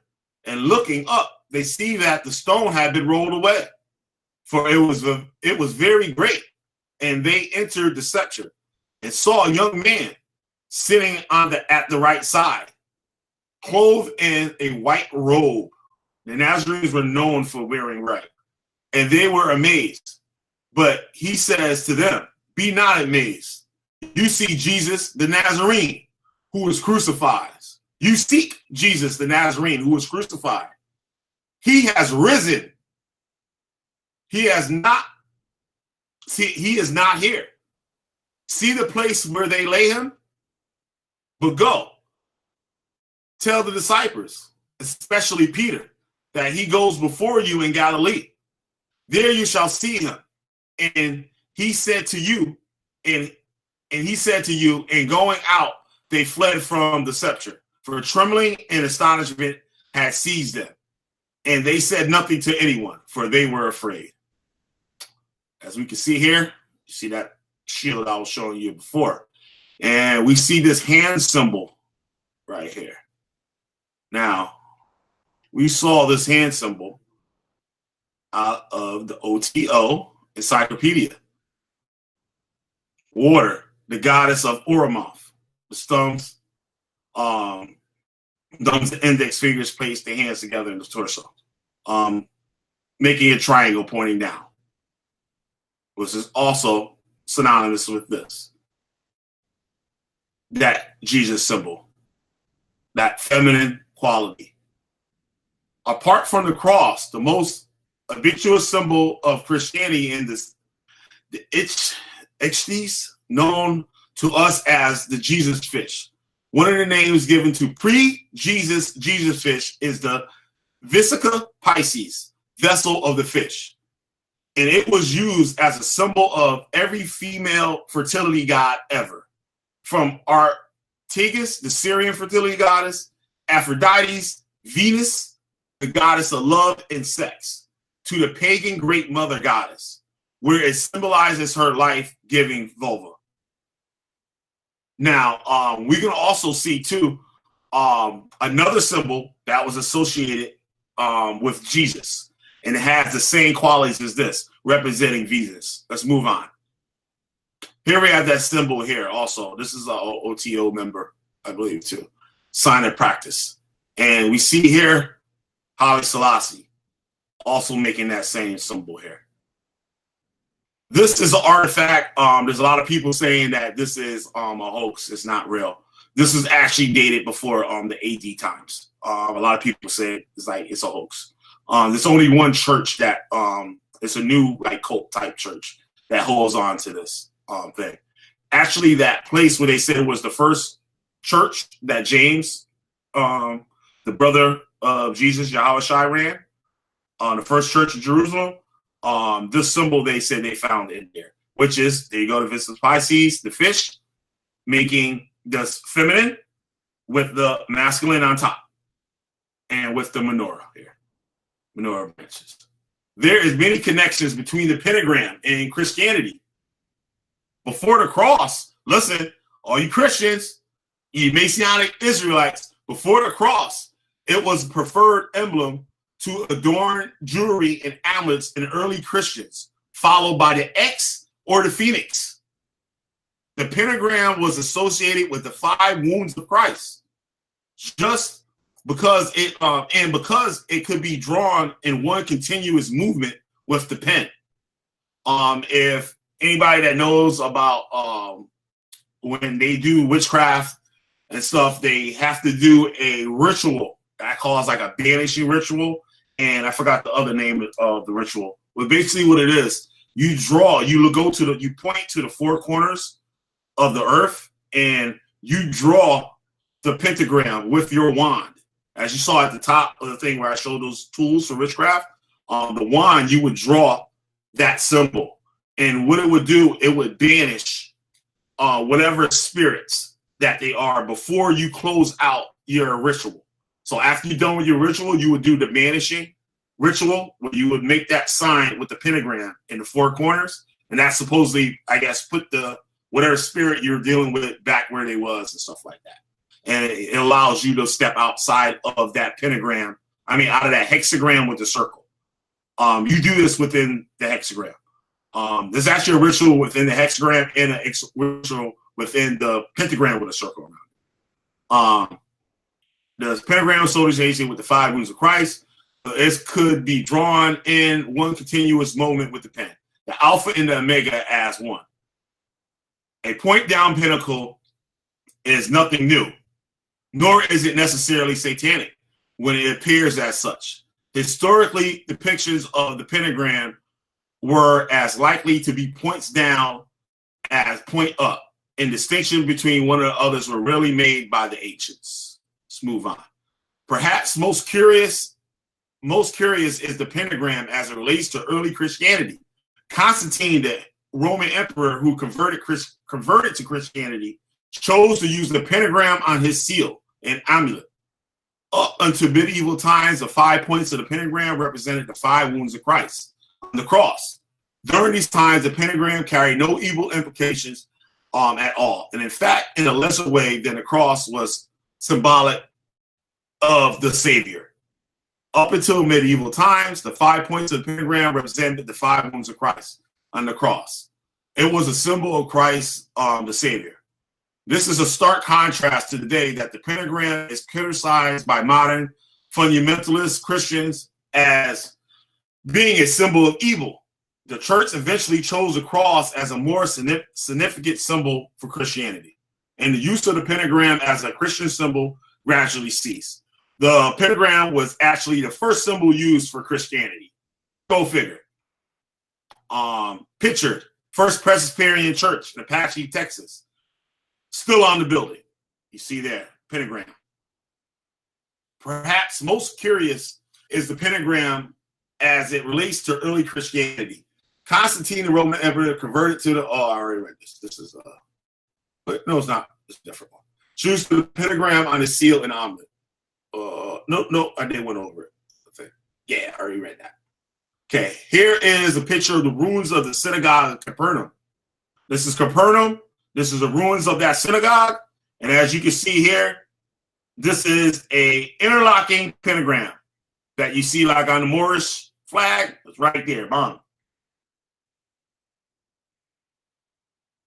The early Catholic bishop and church historian Epiphanes of Salamis, 320 to 403 AD, who is best known for putting together a compilation of heresies from the days of the early Christianity up into his own time.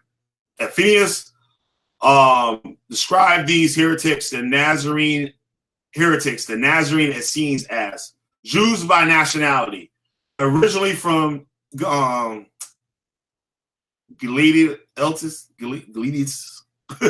Bashantis, and the Transjordan. They acknowledged Moses and believed that he had received laws, not this law, however, but some other law, And so they were Jews who kept all the Jewish observances, but they would not offer sacrifice or eat meat. They considered it unlawful to eat meat or make sacrifice with it. They claimed that these books are fictions. They believed that the Torah, some of the books of the Torah were fictions, and that none of these customs were instituted by the fathers. This was a difference between the Nazarenes and the others. According to the modern scholar Peter Gorman, in his book Pythagoras, a life faithful were divided into two ranks: disciples who lived in a commune, sharing all possessions, and larger groups called acousmatics, whose dedication was less consuming. The disciples lived faithfully in step like their guru. Like Pythagoras, they ate lightly, taking neither meat or fish. They slept sparingly, drank no alcohol, insisted on monogamy. Sounds like a cult. For this group, not one named themselves after Christ or with Jesus' own name, but Nazarene. All Christians were called Nazarenes once, before the disciples began to be called Christians at Antioch. They were so-called followers of the apostles. They dedicated themselves to the law. However, everyone called the Christians Nazarenes, as I said before. Tertullius prosecutes Paul, but in order not to burden you any further, I beg your indulgence to hear us briefly. We have found this man to be a nuisance, stirring up dissension among the Jews all over the world. He is the ringleader of the Nazarenes. That's Paul, called the ringleader of the Nazarenes. And he even tried to desecrate the temple. So we seized him. Let's move on. It is believed that early Christians were responsible for naming the Shoshan the Madonna lily, which doesn't take much imagination to understand why. The lyrics of the old hymn goes, he's the lily of the valley, the bright and morning star. Here we have this is Jesus in the pentagram representing the 5 wounds of Christ. You see the points on the body here. Pagan Celts ascribed to the pentagram. Medieval Christians did. Constantine did, like we read before. Many others. The endless knot, it was called. During long periods of Inquisition, the pentagram was seen to symbolize a goat head. In the purge of witches, the horned god Pan became equated with the devil, a Christian concept in the pentagram. For the first time in history,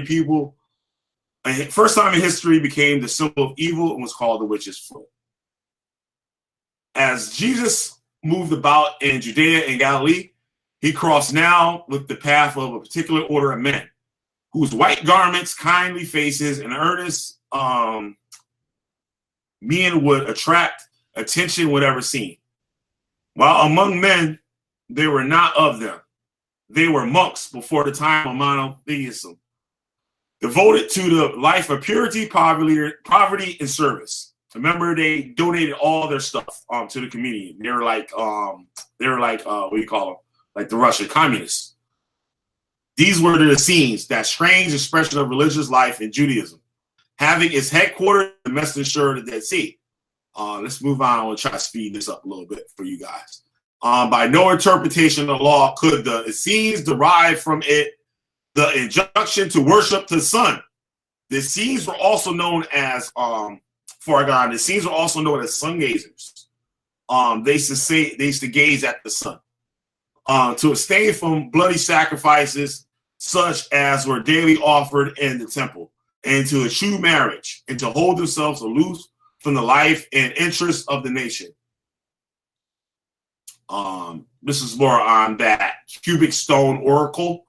It got to do with the Talmud and stuff like that. I'm going to move over this one here. You guys should check that out. Talk about the Stoner Foundation and stuff. If you can see here, some of these guys here, they're using the Sephiroth. They're using the Tree of Life. They claim that they don't use Kabbalah. There you see it right there. As you can see here, we got screen bigger here. This is the Tree of Life. And as you know, there's different attributes and stuff in the Tree of Life. Like we're taught, like the people talk about the Temple Man. As you can see here, these things represent the same thing that this person has taught about the Temple Man, even with the attributes of the different places and stuff within the temple. You can lay the temple right on top of this, and it represents the same thing. You'll start at Makuf, was the root, was like the sacrificial altar, and you work your way up into the temple and stuff, into the Holy of Holies there. Let's move on. These are attributes within the points, as we've seen that with different points and stuff in the cube and stuff having different attributes. Here we go again. Same thing. The altar, the porch. You move it up to the top. Here you have it again. The same thing with it has the shield laid on top of it, so you know what you're dealing with that circle. So the heaven and celestial subjective in the real world of light. And where are you going to here? To that eye, that sacred closed eye. It's the thing here on manna. I can skip over this. This is kind of a little off from what we're talking about here. It's another thing on Pythagoras. The Greek mathematician and philosopher Pythagoras, 5 was the number for man. Because of the fivefold divisions of the body, the ancient Greek division of the soul, according to Pythagoras, the 5 points of the pentagram each represented one of the 5 elements: fire, air, the water, and the psyche. Let's move on. It goes on again talking about how it also meant the 5 wounds of cross of Christ, and possibly due to connection between the early Christians, the Pythagorean mysteries. Later, the pinnacle was important in many doctrines of esoteric, medieval, and Renaissance belief systems: alchemy, Kabbalah, and ceremonial magic. During the times of Hebrew scriptures, the pinnacle was the first and most important of the 7 seals. The omelet, whose seals represent the 7 sacred names of God, it was ascribed to the king of Solomon, which often called Solomon's seal in error. Each point of the pentagram was also interpreted as referring to the 5 books of Pentateuch, the first 5 books of the Hebrew scripture. The Torah of the Hebrews, the 5 points of the pentagram, were tied to the Pentateuch. Skip over this one. The Essene orders differed on marriage and children. Check this out. They generally were celibates, but they were exceptions. Josephus says that they adopted children for instruction, but Philo says that they were to be no children because they would be a hindrance. Because, you know, on the New Testament also say, like, what was it? In scripture, it says that woe to him who's with child in that time of trouble. I'm just paraphrasing how that scripture went. With regard to marriage, Philo affirms that the Essenes banned marriage because women were selfish, jealous, deceitful, seducing, and leading the sovereign mind into bondage to her and the care of children. You see that a lot of these Hebrew Israelite camps have that same mentality. One of the sisters and stuff that we're friends with sent a Facebook link where a brother misused the scripture to oppress his wife. But Josephus says that marriage was important for the continuation of the race. Therefore, there were Essenes that married and had sexual intercourse only for the purpose of procreation. Josephus is probably correct because he lived with the Essenes for 3 years. Philo seems to be turning the information towards Greek philosophy. Here's a chart here where we see the differences between the Sadducees, the Pharisees, and the Essenes. As you see here, the authority for the Essenes was the teacher of righteousness. They had no social class. Inspired exegesis, however you say that, and practices. Their calendar was solar, while the Pharisees were lunar and solar. The attitude toward Hellenism, the Essenes wasn't dealing with it. They were against it. The other ones were selective and for it. Said the Hashmoneans personally opposed to Jonathan. Free will, they used no free will in the Essenes, where the Sadducees mostly, and they did have free will. Afterlife, spiritual survival for the Essenes. Resurrection, Pharisees, none for the Sadducees. Inspired exegesis for the Bible and the oral Torah. So they also believed in the oral Torah, like the Talmud. Where the other ones didn't, and they said, and the Pharisee believed that it was equal to the written Torah. Let's move on. Skip over that one. Oh, this there. Oh, right on. That's it. That's it. So yeah, that's about it. Chris, you still there? No, I fell asleep listening to the whole lesson.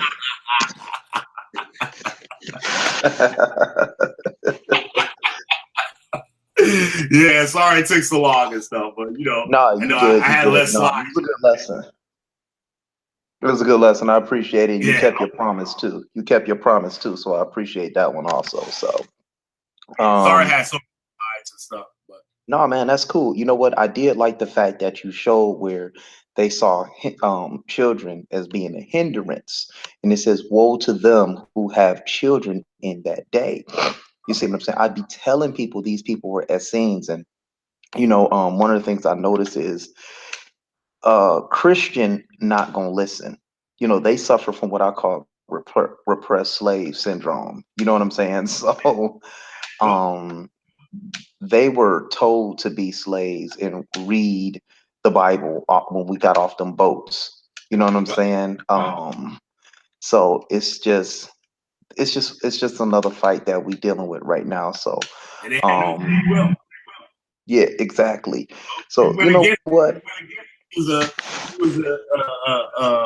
don't want to swear. I don't want to call. We keep the language right out here and stuff. But we know what these other people say, the terms and stuff that they make for people and stuff that don't want to, don't want to submit to their bidding and their commands and stuff. We know how that gets. So they were doing the same thing. They were doing the same thing to people, following all that craziness. Yeah, this basically everybody, study your leaders, especially. It can save you a lot of time, a lot of aggravation, a lot of money. You know what I mean? So yeah, that's about it. Just be careful what's going on out there. There's a lot of crazy stuff. Some of these people worshiping Satan right in your face. If you want to look at it like that, I'm not really making any claims to anything. It's all open for your interpretation. Also for this presentation, a lot of you Christians and Messianic Hebrew Israelites and stuff, you guys got some daggers and stuff to go against these OP people. You know what I mean? So these people that claim Nazarene and stuff, hey, they were Christians. They believed in Jesus. As you see that Coed Sinaiticus, resurrection is in there. Said he's risen. So, I just gave you something so y'all don't have to, because y'all already getting beat up with that Isaiah 53, and Chris ain't letting y'all breathe on that Daniel 9. So, you know what I mean? That's something else. But I believe you can hold that one, though. If you grab this and stuff, I believe it's all right for you to hold on to that. I don't think nobody's going to beat up on you about that. I don't think nobody going to beat up on you on that. So, yeah. Well, I guess in closing, yeah, like I told his other brother, Shalom, peace to him. The last presentation I made like a few years ago, I said, "Hey, what you gonna do now?" You know what I mean? There's some decisions some brothers gotta make. You know what I mean? Once you get the information, and I'm not saying take all of this stuff, that from what I'm saying, research it yourself, and ask questions. There's nothing wrong. There's no such thing as a stupid question. So. Ask your leaders to understand. If they don't want to answer you, they want to beat around the bush and stuff, keep it moving. Keep it moving. It's only going to get worse. That's very true. That's very true. And like I said, but thanks a lot for having me on, Chris. I appreciate it. I hope to come back with some more information, maybe with some less slides on some other subjects, because there's a lot of stuff out here I wanted to get in depth with. But I'll save it for another presentation this time. Okay, well, with that being said, we're going to close out. Hope y'all enjoyed the lesson. Peace. Hey.